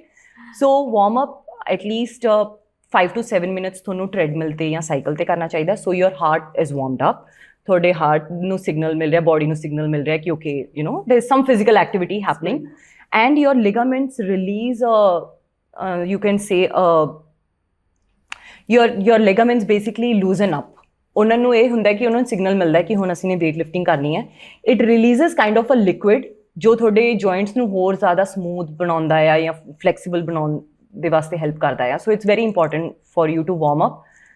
stretches ਕਰਨੇ ਚਾਹੀਦੇ ਆ 5 to 10 minutes and cardio warm up 5 minutes. ਮੇਰਾ minimum warm up 10 ਤੋਂ 15 ਮਿੰਟ ਹੁੰਦਾ ਹੀ ਜ਼ਰੂਰ warm up, and rest after that when you do the stretches after your cool down. ਅੱਛਾ ਜੀ। ਤੇ ਵਾਰਮ ਅਪ 'ਚ ਮੈਂ ਸਾਥੀ ਜਿਹੜੇ ਜਿਮ ਜਾ ਰਹੇ ਸੀਗੇ ਉੱਥੇ ਡਾਂਸਿੰਗ ਤੋਂ ਸਟਾਰਟ ਕਰਨਾ, ਇੱਕ ਤਾਂ ਉਹ ਵਾਰਮ ਅਪ ਕੰਸੀਡਰਡ ਹੋਏਗਾ। ਜੇ ਮੈਂ ਡਾਂਸ ਕਲਾਸ ਜੁਆਇਨ ਕਰ ਲਈ ਹੈ ਤਾਂ ਫਿਰ ਉਸ ਤੋਂ ਬਾਅਦ ਮੈਂ ਸਿੱਧਾ ਐਕਸਰਸਾਈਜ਼ weight lifting ਕਰ ਸਕਦੀ ਹੈ ਕਿ ਮੈਨੂੰ ਫਿਰ ਵੀ ਟ੍ਰੈਡਮਿਲ ਤੇ ਫਿਰ ਨਹੀਂ, ਫਿਰ ਵਾਰਮ ਅਪ ਹੋ ਚੁੱਕਿਆ ਤੁਹਾਡੀ ਬੋਡੀ ਦਾ, ਇਨਫ। ਅਗਰ ਤੁਸੀਂ ਡਾਂਸਿੰਗ ਦੀ ਕਲਾਸ ਵੀ ਜੁਆਇਨ ਕਰ ਰਹੇ ਹੋ ਨਾ, ਤਾਂ ਉਹਨਾਂ ਨੇ ਵੀ ਤੁਹਾਨੂੰ ਤੁਸੀਂ ਦੇਖੋਗੇ ਨਾ ਕਿ ਉਹ ਡਾਂਸ ਪਹਿਲਾਂ ਬਹੁਤ ਬੇਸਿਕ ਸਟੈਪਸ ਤੋਂ ਲੈਫਟ ਰਾਈਟ ਮੂਵ ਕਰੋ, ਉਹ ਵਾਰਮ ਅਪ ਕਰਦੇ ਆ ਪਹਿਲਾਂ, ਡਾਂਸ ਕਲਾਸ ਵਾਲੇ ਵੀ ਪਹਿਲਾਂ ਵਾਰਮ ਅਪ ਕਰਦੇ and then they go full fledged into hardcore dancing. So if you finished a dancing class and then you can definitely go directly into your exercise, but it becomes difficult ਕਿਉਂਕਿ ਤੁਸੀਂ already ਆਪਣੀ body ਦੀ ਕਾਫੀ energy dance ਕਰਨ 'ਚ ਲਗਾ ਚੁੱਕੇ ਹੋ, ਫਿਰ ਤੁਸੀਂ ਆਪਣੀ ਬੋਡੀ ਨੂੰ ਫੋਰਸ ਕਰ ਰਹੇ ਹੋ ਵੇਟ ਲਿਫਟਿੰਗ ਵਾਸਤੇ। So I would always suggest ਕਿ ਵਾਰਮ ਅਪ ਤੋਂ ਬਾਅਦ ਪਹਿਲਾਂ ਵੇਟ ਲਿਫਟਿੰਗ ਕਰ ਲੈਣੀ ਚਾਹੀਦੀ ਹੈ and then you should do your cardio. Okay, ਤੇ ਐ ਵੀ ਹੈ ਕਿ ਜਿਵੇਂ ਅੱਜ ਮੰਨ ਲਓ ਮੈਨੇ ਬੈਕ ਐਕਸਰਸਾਈਜ਼ ਕਰਨੀ ਹੈ ਜਾਂ ਫਿਰ ਮੈਨੇ ਐਬਸ ਕਰਨੀ ਹੈ ਜਾਂ ਕੋਈ ਵੀ ਐਕਸਰਸਾਈਜ਼ ਕਰਨੀ ਹੈ ਤਾਂ ਵਾਰਮ ਅਪ ਉਹਦੇ ਅਕੋਰਡਿੰਗ ਹੋਣਾ ਚਾਹੀਦਾ ਕਿ normal full body warm up? Full body ਚਾਹੀਦੀ, ਫੁੱਲ ਬੋਡੀ। ਇਹ ਨਹੀਂ ਹੈਗਾ ਕਿ ਮੈਨੇ ਅੱਜ ਚੈਸਟ ਮਾਰਨੀ ਹੈ ਤਾਂ ਮੈਂ ਪੁਸ਼ ਅਪ ਲਗਾ ਲਾਂ ਤੇ ਨਾਲ ਕੁਝ ਡੰਬਲ ਨਾਲ ਐਦਾਂ ਕਰ ਲਾਂ, ਇਹ ਐਦਾਂ ਤਾਂ ਕੁਝ ਨਹੀਂ ਹੈ। ਨਹੀਂ, ਅਗਰ ਦੇਖੋ ਤੁਸੀਂ ਸਪੈਸੀਫਿਕਲੀ ਤੁਹਾਨੂੰ ਇੰਨੀ ਨੌਲੇਜ ਹੈ ਕਿ ਮੇਰੇ ਕਿਹੜੇ ਗਰੁੱਪ ਮਸਲਸ ਅੱਜ ਯੂਜ਼ ਹੋਣਗੇ, you know, then you can definitely warm up your body, upper body, that's enough. अच्छा, but 5 minutes अगर तुसी cardio add कर दो, again your heart gets warmed up also। cardio तो करना ही करना चाहिए, 5 minutes cardio warm up। मगर अगर तुहानू इन्नी knowledge है कि मैनू आज सिर्फ biceps दी या पीछे shoulder lats दी जरूरत है, जो भी है तुसी ओदे accordingly warm up कर सकते हो। if you have that much knowledge definitely कर सकते हो। ਹੁਣ ਆਪਾਂ ਆ ਜਾਂਦੇ ਕਿ ਪੋਸਟ ਵਰਕ ਲਿਫਟਿੰਗ ਨਾ, ਜੇ ਮਤਲਬ ਕਿ weight lifting, post weight lifting ਦੀ ਗੱਲ ਕਰੀਏ ਕਿ ਸਟ੍ਰੈਚਿੰਗ ਆਪਾਂ ਨੂੰ ਬਾਅਦ ਚ ਕਰਨੀ ਚਾਹੀਦੀ ਹੈ ਵੇਟ ਲਿਫਟਿੰਗ ਦਾ? ਉਹ ਕਹਿੰਦੇ ਕਿ ਮਸਲਸ ਖੁੱਲ ਜਾਣਗੇ, ਐਦਾਂ ਦਾ ਕੁਝ? ਸੋ ਡੈਫੀਨੇਟਲੀ ਅਗਰ ਵੇਟ ਲਿਫਟਿੰਗ ਆਪਾਂ ਕਰ ਰਹੇ ਹਾਂ, ਕੂਲ ਡਾਊਨ ਜਿਹੜਾ ਆਪਾਂ ਕਹਿੰਦੇ ਹਾਂ, ਕੂਲ ਡਾਊਨ ਸਟ੍ਰੈਚਸ ਜ਼ਰੂਰ ਕਰਨੇ ਚਾਹੀਦੇ ਆ। ਕਿੰਨੇ ਕੁ ਟਾਈਮ? 5-10 ਮਿੰਟ। ਅਗੇਨ ਜਿਹੜੇ ਮਸਲਸ ਤੇ ਤੁਸੀਂ ਜ਼ਿਆਦਾ ਵਰਕਆਊਟ ਕੀਤਾ ਆ, because van you are lifting weight ਤੁਹਾਡੇ ਮਸਲਸ ਬਹੁਤ ਜ਼ਿਆਦਾ ਸਟ੍ਰੈਸਡ ਹੋ ਕੇ ਸ਼ਾਰਟ ਹੋ ਜਾਂਦੇ ਆ ਮਸਲ। ਸੋ ਉਹਨਾਂ ਨੂੰ ਸਟ੍ਰੈਚ ਕਰਕੇ ਉਹਨਾਂ ਨੂੰ ਦੁਬਾਰਾ ਲੈਂਥਨ, ਉਹਨਾਂ ਦੀ ਆਪਣੀ ਪੋਜੀਸ਼ਨ 'ਚ ਮਸਲ ਨੂੰ ਲੈ ਕੇ ਆਉਣਾ ਬਹੁਤ ਜ਼ਰੂਰੀ ਹੁੰਦਾ ਆ। ਸੋਰਨੈਸ ਘੱਟ ਹੁੰਦੀ ਹੈ ਇਨਫੈਕਟ ਅਗਰ ਤੁਸੀਂ ਵੇਟ ਲਿਫਟਿੰਗ ਕਰਨ ਤੋਂ ਬਾਅਦ ਡੈਫੀਨੇਟਲੀ ਸਟ੍ਰੈਚਸ ਕਰੋ 10 ਤੋਂ 15 minute. your body feels much better, otherwise you'll feel lot of more soreness and tightness in your body ਆ ਜਾਂਦਾ। ਹਾਂਜੀ, ਤੇ ਕਿੰਨਾ ਕੁ ਆਪਾਂ ਹੁਣ ਮੈਂ ਤਾਂ ਆਪਣੇ ਕੁਐਸਚਨਸ ਕਲੀਅਰ ਕਰ ਰਹੀ ਕਿ ਪਾਣੀ ਕਿੰਨਾ ਕੁ ਪੀਣਾ ਚਾਹੀਦਾ during exercise and all? During exercise ਔਰ ਵਿਦਆਊਟ ਐਕਸਰਸਾਈਜ਼ ਆਈ ਥਿੰਕ ਆਪਾਂ ਨੂੰ ਸਾਰਿਆਂ ਨੂੰ ਹਰ ਰੋਜ਼ 2.5 to 3 ਲੀਟਰ ਵਾਟਰ ਤੇ ਟਾਰਗੇਟ ਕਰਨਾ ਹੀ ਚਾਹੀਦਾ ਹੈ। weather, AC, all these factors, yes it matters to some extent, but ਤੁਸੀਂ ਆਪਣੇ ਪਾਣੀ ਦੀ ਇਨਟੇਕ ਇਹਦੇ ਨਾਲ ਨਾ ਘਟਾਓ ਵਧਾਓ, because your body needs it. 2.5 to 3 liter of water, that's a good ratio, that's what I focus on. I cannot go on 4 liter 4.5 liter नहीं ਹੁੰਦਾ ਮੇਰੇ ਤੋਂ। it's too much na, it's too much। ਜੋ ਹੈ ਵੀ ਛੋਟੇ ਤੋਂ ਸ਼ੁਰੂ ਕਰੋ, less to more ਕਰੀ ਜਾਓ। less to very easy। ਅਗਰ ਤੁਸੀਂ ਆਪਣੇ ਅਗਰ ਤੁਹਾਨੂੰ ਨਹੀਂ ਹੋ ਰਿਹਾ, because ਮੇਰੇ ਫਰੈਂਡਸ ਨੇ ਕੁਝ ਜੋ ਕਹਿੰਦੇ ਆ ਕਿ ਸਾਨੂੰ 1 ਲੀਟਰ ਪਾਣੀ ਪੀਣਾ ਵੀ ਬਹੁਤ ਮੁਸ਼ਕਿਲ ਲੱਗਦਾ ਹੈ। ਸੋ ਵੈਰੀ ਈਜ਼ੀ, ਤੁਸੀਂ ਦਿਨ ਨੂੰ ਨਾ 3 ਪਾਰਟਸ 'ਚ ਡਿਵਾਈਡ ਕਰ ਲਓ। ਮੇਰਾ ਹੁੰਦਾ ਕਿ ਮੈਂ ਵਰਕਆਊਟ ਕਰਨ 12 ਵਜੇ ਤੋਂ ਪਹਿਲਾਂ ਮੈਂ 1 ਤੋਂ 1.5 ਲੀਟਰ ਪਾਣੀ ਪੀ ਲੈਣਾ ਹੈ। ਅੱਛਾ, ਵਰਕਆਊਟ ਕਰਦੇ ਮੇਰਾ ਤਕਰੀਬਨ 1 ਲੀਟਰ ਪਾਣੀ ਚਲਾ ਜਾਂਦਾ ਹੈ। ਔਰ ਸਵੇਰੇ ਉੱਠੋ, ਫਿਰ ਖਾਣਾ ਲੰਚ ਕਰਦੇ ਅੱਧਾ ਲੀਟਰ ਹੋਰ ਮੇਰਾ ਪਾਣੀ। ਸੋ ਬਾਕੀ ਦੇ ਪੂਰੇ ਦਿਨ 'ਚ 1 ਲੀਟਰ ਪਾਣੀ ਬਚ ਗਿਆ। Then I don't have to force myself. ਉਹਨੂੰ ਡਿਵਾਈਡ ਕਰਕੇ ਪੂਰਾ throughout the day you keep yourself hydrated, not ਕਿ ਮੈਂ ਸਾਰਾ ਦਿਨ ਪਾਣੀ ਨਹੀਂ ਪੀਤਾ, ਮੈਂ ਹੁਣ 2 ਲੀਟਰ ਪਾਣੀ ਪੀ ਲਾਂ। ਤੇ ਜੇ ਆਪਾਂ ਹੁਣ ਗੱਲ ਕਰਦੇ ਹਾਂ ਕਿ ਜਦ ਆਪਾਂ ਜਿਮ 'ਚ ਹੈਗੇ ਆ ਹਨਾ, ਤਾਂ ਉਹ 'ਚ ਯੂ ਨੋ ਸਮਟਾਈਮ ਕੀ ਹੁੰਦਾ ਕਿ ਸਵੈਟਿੰਗ ਕਿਸੇ ਹੋਰ ਨੂੰ ਹੈ ਨਾ, ਤਾਂ ਕਿੰਨੀ ਹਾਈਜੀਨਿਕ ਹੈ ਉਹਦੇ ਲਈ ਤੁਸੀਂ ਕੀ ਕਰਦੇ ਹੋ ਡਿਊਰਿੰਗ ਜਿਮ? ਮੈਂ ਸਾਡੇ ਜਿਮ ਦੇ ਵਿੱਚ ਤਾਂ ਇੱਥੇ ਸੈਨੀਟਾਈਜ਼ਰਸ ਵਗੈਰਾ ਨੇ, ਸਪਰੇ ਨੇ ਜਿਹੜੇ ਤੁਸੀਂ ਯੂਜ਼ ਕਰਕੇ ਪਰਸਨਲ ਲੈ ਕੇ ਜਾਂਦੇ ਹੋ ਕਿ ਨਹੀਂ? ਜਿਮ ਦੇ ਵਿੱਚ ਅਵੇਲੇਬਲ ਹੁੰਦੇ ਆ, ਬਟ ਅੱਜ ਕੱਲ੍ਹ ਤਾਂ ਤੁਹਾਨੂੰ ਸੈਨੀਟਾਈਜ਼ਿੰਗ ਵਾਈਪਸ ਆ ਗਏ ਆ, ਤੁਸੀਂ ਉਹ ਵਾਈਪਸ ਆਪਣੇ ਜਿਮ ਬੈਗ ਦੇ ਵਿੱਚ ਰੱਖ ਲਓ, ਕਲੀਨ ਕਰਕੇ ਯੂ ਨੋ ਯੂਜ਼ ਕਰ ਲਓ। ਬਟ ਕਿੰਨਾ ਕੁ ਅਵੋਇਡ ਕਰ ਸਕਦੇ ਹੋ ਤੁਸੀਂ? ਮੈਂ ਹੁਣ ਅਗਰ ਆਪਾਂ ਡੰਬਲ ਯੂਜ਼ ਕਰ ਰਹੇ ਹਾਂ, ਤੁਸੀਂ ਹਰ ਡੰਬਲ ਨੂੰ ਸਾਫ਼ ਨਹੀਂ ਕਰ ਸਕਦੇ ਯੂਜ਼ ਕਰਨ ਤੋਂ ਪਹਿਲਾਂ, ਦੈਟ ਇਜ਼ ਨਾਟ ਪੋਸੀਬਲ। ਜਿੱਦਾਂ ਬੈਂਚ ਵਗੈਰਾ ਹੈ, ਤੁਸੀਂ ਬੈਂਚ ਤੇ ਬੈਠ ਕੇ ਲੇਟ ਕੇ ਕਰਨਾ, ਤੁਹਾਨੂੰ ਫੀਲ ਹੋ ਰਿਹਾ ਹੈ, ਤੁਸੀਂ ਉਹਨੂੰ ਸਾਫ਼ ਕਰ ਲਓ। ਆਪਣਾ ਟਾਵਲ ਨਾਲ ਲੈ ਜਾਓ, ਟਾਵਲ ਵਿਛਾ ਕੇ ਤੁਸੀਂ ਉਹਦੇ ਤੇ ਐਕਸਰਸਾਈਜ਼ ਕਰ ਸਕਦੇ ਹੋ। You cannot avoid it 100%. ਜਾ ਕੇ ਘਰੇ you can take a shower or take a shower in the gym and then get in your car. That's great. ਤੇ ਮਤਲਬ ਕਿ weight lifting ਜਾਂ ਕੋਈ ਵੀ ਜਿਮ ਕਰ ਰਿਹਾ ਤਾਂ ਅੱਜ ਕੱਲ੍ਹ ਟ੍ਰੈਂਡ ਚੱਲਿਆ ਕਿ ਸਪਾ ਵੀ ਹੈ ਹਨਾ? ਹਾਂਜੀ। ਤਾਂ ਇਹ ਜ਼ਰੂਰੀ ਹੈ ਜੇ ਆਪਾਂ ਐਕਸਰਸਾਈਜ਼ ਜਾਂ ਫਿਟਨੈਸ ਤੇ ਆਪਣਾ ਧਿਆਨ ਹੈਗਾ ਕਿ ਸਪਾ ਆਪਾਂ ਨੂੰ ਵੀਕਲੀ ਜਾਂ ਮੰਥਲੀ ਲੈਣਾ ਚਾਹੀਦਾ? ਸਪਾ ਦੇਖੋ, ਤੁਸੀਂ ਅਗਰ ਗੱਲ ਕਰ ਰਹੇ ਹੋ ਸੌਨਾ ਜਾਂ ਸਟੀਮ ਦੀ ਹਾਂ ਇਹ ਬਹੁਤ ਜ਼ਿਆਦਾ ਰਿਕਵਰੀ ਵਾਸਤੇ ਬਹੁਤ ਵਧੀਆ ਚੀਜ਼ਾਂ ਨੇ। ਅਗਰ ਤੁਸੀਂ at least once a week you can go to either sauna or steam. ਅੱਜ ਕੱਲ ਆਈਸ ਬਾਥ ਬਹੁਤ ਚੱਲ ਰਹੀ ਹੈ। Ice bath is so important for your muscle recovery. Muscle recovery ਵਾਸਤੇ, ਮਸਲ ਨੂੰ ਜਿੱਦਾਂ ਅਗਰ ਤੁਸੀਂ ਇੰਨਾ ਜ਼ਿਆਦਾ ਆਪਣੇ ਨੂੰ ਪਨਿਸ਼ ਕੀਤਾ ਹੈ throughout the week, you know you are torturing your muscle, it relaxes your muscles, you know, it increases blood circulation in your body. So ice bath is really good. It is a form of recovery. ਅੱਛਾ ਜੀ। Recovery ਜਿੱਦਾਂ ਅਗਰ ਤੁਸੀਂ consistency, recovery, sleep ਦੀ ਆਪਾਂ ਗੱਲ ਕਰਦੇ ਹਾਂ, right, it is all part of the hole game. ਅਗਰ ਤੁਹਾਨੂੰ ਸਲੀਪ ਵੀ ਬਹੁਤ ਇੰਪੋਰਟੈਂਟ ਆ, 7 ਤੋਂ 8 ਘੰਟੇ ਸੌਣਾ ਚਾਹੀਦਾ ਹੈ, ਰਾਤ ਦੀ ਨੀਂਦ ਜ਼ਰੂਰੀ ਆ। ਬਿਲਕੁਲ। ਮੈਂ ਤਾਂ ਹੁਣ ਮੈਂ ਐਕਸਪੀਰੀਅੰਸ ਕਰ ਚੁੱਕੀ ਹਾਂ। ਮੈਂ ਰਾਤ ਨੂੰ ਸ਼ਿਫਟ ਲਗਾਉਂਦੀ ਹੁੰਦੀ ਸੀ ਆਪਣੇ ਬੇਬੀ ਨੂੰ ਸਾਂਭਣ ਵਾਸਤੇ, but hormones gets messed up. It's so important ਰਾਤ ਦੀ ਸਲੀਪ ਜ਼ਰੂਰੀ, ਕਿਉਂਕਿ ਤੁਹਾਡੇ major hormones produce specially ladies ਦੇ ਰਾਤ ਨੂੰ ਹੁੰਦੇ ਆ। ਸੋ ਰਾਤ ਦੀ ਨੀਂਦ ਤੁਹਾਡੀ ਬੋਡੀ ਨੂੰ ਰੈਸਟ ਜ਼ਰੂਰੀ ਆ। ਬਿਲਕੁਲ ਬਿਲਕੁਲ। It was really a very informative and nice conversation with you. ਤੇ ਮੈਂ ਛੋਟਾ ਜਿਹਾ ਮੈਨੇ ਇੱਕ ਰੈਪਿਡ ਫਾਇਰ ਤੁਹਾਡੇ ਲਈ ਕੀਤਾ ਹੈ। Okay, are you ready for that? Let's see, bring it on. Yeah. So, morning workout or night workout? I'm a morning person. ਸਭ ਤੋਂ ਪਹਿਲਾਂ important ਚੀਜ਼ ਸ਼ੁਰੂ ਕਰੋ। It gives you a very clear start for the day. Happiness, dopamine, you need it. Morning person. Yeah. Coffee or green tea?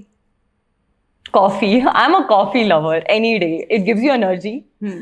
It for me it improves my mood. ਮੇਰੇ mood ਤੇ ਬਹੁਤ ਵਧੀਆ effect ਆਉਂਦਾ ਹੈ। ਵੀ black coffee ਕਿ ਐਨੀ ਕਾਫੀ? ਸੀ black coffee ਕਹਿੰਦੇ ਨਾ ਕਿ ਪੀਓ ਤੇ એનર્ਜੀ ਆਏਗੀ। ਤੁਸੀਂ ਕੋਈ ਵੀ ਕਾਫੀ ਪੀਓ એનર્ਜੀ ਆਏਗੀ, ਬਟ ਅਗੇਨ ਅਗਰ ਤੁਸੀਂ ਮਿਲਕ ਐਡ ਕਰਦੇ ਹੋ ਕੈਲੋਰੀਜ਼ ਐਡ ਹੋ ਜਾਂਦੀਆਂ ਨੇ, ਫਿਰ ਸ਼ੂਗਰ ਐਡ ਕਰਦੇ ਹੋ ਹੋਰ ਕੈਲੋਰੀਜ਼ ਐਡ ਹੋ ਜਾਂਦੀਆਂ ਨੇ। ਇਸ ਲਈ ਕਹਿੰਦੇ ਨੇ black coffee for weight loss because ਉਹ literally 0 calories, like I think 1 or 2 calories it has. So that's why they say you should have black coffee when you're on weight loss because ਉਹ ਬਿਲਕੁਲ ਹੀ ਨਾ ਦੇ ਬਰਾਬਰ calories ਹੁੰਦੀਆਂ ਨੇ। Strength training or cardio? Strength training. Cheat meal और pizza या परांठा? Actually दोनों नहीं, बट अगर तुसी मैनू कहो कुछ हद तक पिज़्ज़ा और मेथी वाला परांठा बटर रख के I love it, but I am a dessert person. So अगर मैनू मौका मिले मैं न्यूटेला क्रैप या ब्राउनी ऐड करना चाहूँगी। That's my cheat meal. That's great. Yeah. One habit that you can change in your life? One habit that I can change in my life, become a more morning person. मेरा एक गोल है मेरा ਸੀਗਾ 2025 ਦਾ, but we are almost. I hope ਮੈਂ ਉਹ ਤੋਂ ਪਹਿਲਾਂ ਉਹਨੂੰ ਸ਼ੁਰੂ ਕਰ ਦੇਵਾਂ ਕਿ ਮੈਂ ਮਾਰਨਿੰਗ 'ਚ 4 ਵਜੇ ਉੱਠ ਕੇ ਜਿਮ ਜਾਣਾ ਚਾਹੁੰਦੀ ਹਾਂ। ਹਾਂ, ਇੰਨੀ ਅਰਲੀ ਇੱਥੇ ਖੁੱਲ ਜਾਂਦੇ ਆ ਜਿਮ? ਇੱਥੇ 24/7 ਜਿਮਸ ਨੇ। ਅੱਛਾ, ਦੈਟਸ ਹਾਂਜੀ, ਸਾਰੀ ਰਾਤ ਦਿਨ ਰਾਤ। ਮੇਰਾ ਇਹ ਗੋਲ ਹੈ ਕਿ ਮੈਂ 4 ਵਜੇ ਉੱਠਣਾ ਸ਼ੁਰੂ ਕਰਾਂ। ਮੇਰਾ I hope I do it this year. ਤਾਂ ਜਿਮ ਪਲੇਲਿਸਟ 'ਚ ਤੁਹਾਡਾ ਫੇਵਰਿਟ Song ਕਿਹੜਾ ਹੈ? ਪਰਟੀਕੂਲਰ ਕੋਈ ਇਦਾਂ ਦਾ ਗਾਣਾ ਹੈ ਨਹੀਂ, ਬਟ ਮੈਨੂੰ ਕੋਰ ਪੰਜਾਬੀ ਗਾਣੇ ਖੜਕੇ ਦੜਕੇ ਵਾਲੇ ਮੈਨੂੰ ਬਹੁਤ ਪਸੰਦ ਨੇ। ਤੁਸੀਂ ਕਹਿ ਦਿਓ ਸਿੱਧੂ ਮੂਸੇਵਾਲੇ ਦੇ ਗਾਣੇ, Simran Kaur Dhadli, you know core music, authentic Punjabi ਗਾਣੇ ਲਿਰਿਕਸ ਵਾਲੇ। ਆਈ ਲਵ ਇਟ। એનર્ਜੀ ਆਉਂਦੀ ਹੈ ਉਹ। It really helps me. Upbeat ਗਾਣੇ ਸੁਣੋ ਤੁਸੀਂ, ਆਬਵੀਅਸਲੀ એનર્ਜੀ ਆਇਆ। ਤਾਂ ਤੁਸੀਂ ਹੈਡਫੋਨ ਯੂਜ਼ ਕਰਦੇ ਡਿਊਰਿੰਗ ਦੈਟ ਐਂਟਾਇਰ ਵਰਕਆਊਟ? ਯਾ ਇਨਫੈਕਟ ਮੇਰੇ ਵਰਕਆਊਟ ਉਸ ਦਿਨ ਚੰਗੇ ਨਹੀਂ ਹੁੰਦੇ ਜਿਸ ਦਿਨ ਮੇਰਾ ਹੈਡਫੋਨ ਚਾਰਜ ਨਹੀਂ ਹੁੰਦਾ ਜਾਂ ਮੈਂ ਭੁੱਲ ਜਾਂਦੀ ਹਾਂ। ਅਫਸੋਸ ਹੁੰਦਾ ਹੈ ਬਹੁਤ ਜ਼ਿਆਦਾ। ਤੇ 3 words to describe your best? Myself, it would be I'm very strong-willed. अगर मैं किसी चीज़ पे जिद अड़ा ली कि मैं करना है तो मैं करना ही है। Determined. I'm very determined. And I would say learner. I love learning new things. Recently, I started learning skiing. Again, another form of fitness. I love it. And I would say witty, sarcasm and humor. That's another side of me. Yeah. And the biggest myth about the fitness? The same thing that ladies ਕਹਿੰਦੇ ਨੇ ਕਿ ਉਹ compare ਕਰਨਾ ਕਿ ਸਾਡੀ body ਇਦਾਂ ਦੀ ਹੋ ਜੂਗੀ, ਬਟ ਬਲਕੀ ਬੋਡੀ ਬਿਲਕੁਲ ਨਹੀਂ ਹੁੰਦੀ। ਯੂ ਨੈਵਰ ਨੋ ਕਿ ਉਹਨਾਂ ਨੇ ਉਹ ਬਲਕੀ ਬੋਡੀ ਗੇਨ ਕਰਨ ਵਾਸਤੇ ਕੀ ਕੁਝ ਕੀਤਾ ਆ। ਸੋ ਯੋਰ weight lifting doesn't make you gain that manly muscle mass. No. One line all mom listen now. One line for the moms. Yeah. ਜਿੰਨਾ ਕੁ ਤੁਹਾਡੇ ਕੋਲ ਟਾਈਮ ਹੈ ਉਨੇ ਕੁ ਟਾਈਮ ਦੇ ਵਿੱਚ ਹੀ ਕੁਝ ਸ਼ੁਰੂ ਕਰੋ, ਚਾਹੇ 10 ਮਿੰਟ ਵਾਕ, 15 ਮਿੰਟ ਵਾਕ। 1 ਘੰਟੇ ਦੇ ਨਾਲ ਆਪਣੇ ਆਪ ਨੂੰ ਬੰਨਣ ਦੀ ਕੋਸ਼ਿਸ਼ ਨਹੀਂ ਕਰੋ ਕਿ ਮੈਨੂੰ ਮਿਨੀਮਮ 1 ਘੰਟਾ ਤਾਂ ਚਾਹੀਦਾ ਹੀ ਹੈ। 15 ਮਿੰਟਸ ਆਪਣੇ ਬੱਚੇ ਦੇ ਨਾਲ ਹੀ ਨਿਕਲ ਜਾਓ, ਉਹਨੂੰ ਸਟਰੋਲਰ ਤੇ ਰੱਖੋ ਤੇ ਵਾਕ ਵਾਸਤੇ ਨਿਕਲ ਜਾਓ। Start small and definitely add weight training into your fitness routine. It is so important. I always say, मैं community 'ਚ ਰਹਿੰਦੀ ਹਾਂ, ਅਸੀਂ community 'ਚ ਰਹਿੰਦੇ ਹਾਂ। ਕੱਲ੍ਹ ਹੀ ਅਸੀਂ ਸਾਰਿਆਂ ਨੇ ਗੱਲ ਕਰ ਰਹੇ ਸੀ। ਔਰ ਮੈਂ ਉਹਨਾਂ ਨੂੰ ਕਿਹਾ, ਮੈਂ ਕਿਹਾ ਤੁਸੀਂ, ਮੈਂ ਹਰ ਰੋਜ਼ ਜਿਮ ਜਾਂਦੀ, ਮੈਂ ਤੁਹਾਨੂੰ ਕਿਸੇ ਨੂੰ ਜਿਮ 'ਚ ਨਹੀਂ ਦੇਖਦੀ। ਉਹ ਕਹਿੰਦੇ ਨਹੀਂ ਅਸੀਂ ਨਹੀਂ, ਦੇ ਵਰ ਲਾਈਕ ਨਹੀਂ ਹੁਣ ਤੂੰ ਸਾਨੂੰ ਟ੍ਰੇਨ ਕਰੀ, ਇੱਕ ਦਿਨ ਅਸੀਂ ਜ਼ਰੂਰ ਆਵਾਂਗੇ। I was like okay, I teach you weight training, you know, ਕਿਉਂਕਿ ਵਾਕਿੰਗ ਟ੍ਰੈਡਮਿਲ ਦੇ ਉੱਤੇ ਤਾਂ ਤਕਰੀਬਨ ਸਾਰਿਆਂ ਨੂੰ ਆਉਂਦਾ ਆ। So weight training is very important. ਤੇ ਲਾਸਟ ਮੈਸੇਜ ਤੁਸੀਂ ਮੇਰੀ ਆਡੀਅנס ਨੂੰ ਕੀ ਦੇਣਾ ਚਾਹੋਗੇ? ਤਾਂ ਮਮ ਲਈ ਸੀਗਾ ਨਾ, ਇੱਕ ਮੈਸੇਜ ਫॉर ਜਿਹੜੀ ਪੂਰੀ ਆਡੀਅנס ਨੂੰ। ਪੂਰੀ ਆਡੀਅנס ਨੂੰ ਆਪਾਂ ਸ਼ੁਰੂਆਤ 'ਚ ਮੈਂ ਗੱਲ ਕਹੀ ਸੀਗੀ ਕਿ ਆਈ ਥਿੰਕ ਹਰ ਫੈਮਿਲੀ ਨੂੰ ਇਹ ਇੱਕ ਫੋਕਸ ਕਰਨਾ ਚਾਹੀਦਾ ਆ ਕਿ ਆਪਾਂ ਆਪਣੇ ਬੱਚਿਆਂ ਦੀ ਜ਼ਿੰਦਗੀ ਤੋਂ ਬਹੁਤ ਸ਼ੁਰੂਆਤ ਤੋਂ ਹੀ ਫਿਟਨੈਸ ਨੂੰ ਲੈ ਕੇ ਆਉਣ ਦੀ ਕੋਸ਼ਿਸ਼ ਕਰੀਏ ਔਰ ਇੱਕ ਫਾਈਨੈਂਸ਼ੀਅਲ ਇੰਡੀਪੈਂਡੈਂਸ ਨੂੰ ਲੈ ਕੇ ਆਉਣ ਦੀ ਜ਼ਰੂਰ ਕੋਸ਼ਿਸ਼ ਕਰੀਏ। ਅਗਰ ਐਜ਼ ਅ ਪੇਰੈਂਟਸ ਆਪਾਂ ਉਹਨਾਂ ਨੂੰ ਸ਼ੁਰੂ ਤੋਂ ਹੀ ਸਮਝਾਵਾਂਗੇ how important fitness is, not just to look great, ਕਿ ਸੋਹਣੇ ਲੱਗਣ ਵਾਸਤੇ ਹੀ ਨਹੀਂ, ਬਟ ਇਨ ਲੌਂਗ ਰਨ। ਕਿਉਂਕਿ ਅਗਰ ਤੁਸੀਂ ਫਿਟਨੈਸ ਵਾਸਤੇ ਟਾਈਮ ਨਹੀਂ ਕੱਢਿਆ, ਤੁਹਾਡੀ ਬਾਡੀ ਨੇ ਆਪਣੇ ਆਪ ਕੋਈ ਨਾ ਕੋਈ ਗਲਤ ਵੇ ਨਾਲ ਟਾਈਮ ਕੱਢ ਹੀ ਲੈਣਾ ਆ। ਤੁਸੀਂ ਹੁਣ ਕਹਿੰਦੇ ਹੋ ਟਾਈਮ ਹੈ ਨਹੀਂ, ਬਾਅਦ 'ਚ ਬਾਡੀ ਨੇ ਆਪ ਹੀ ਟਾਈਮ ਬਣਾ ਲੈਣਾ ਆ। So the parents should definitely bring it into their kids' life. That's my biggest message to everyone. I really learn a lot from you. It's so nice of you, Gurjeet, and bless you ਕਿ ਤੁਸੀਂ ਇਹ fitness ਤੇ ਬਨੇ ਰਹੋ ਤੇ ਐਵੇਂ motivate ਕਰਦੇ ਰਹੋ। Thank you so much. Thank you. That's a great conversation with you. Yeah, I enjoyed it a lot. Same here.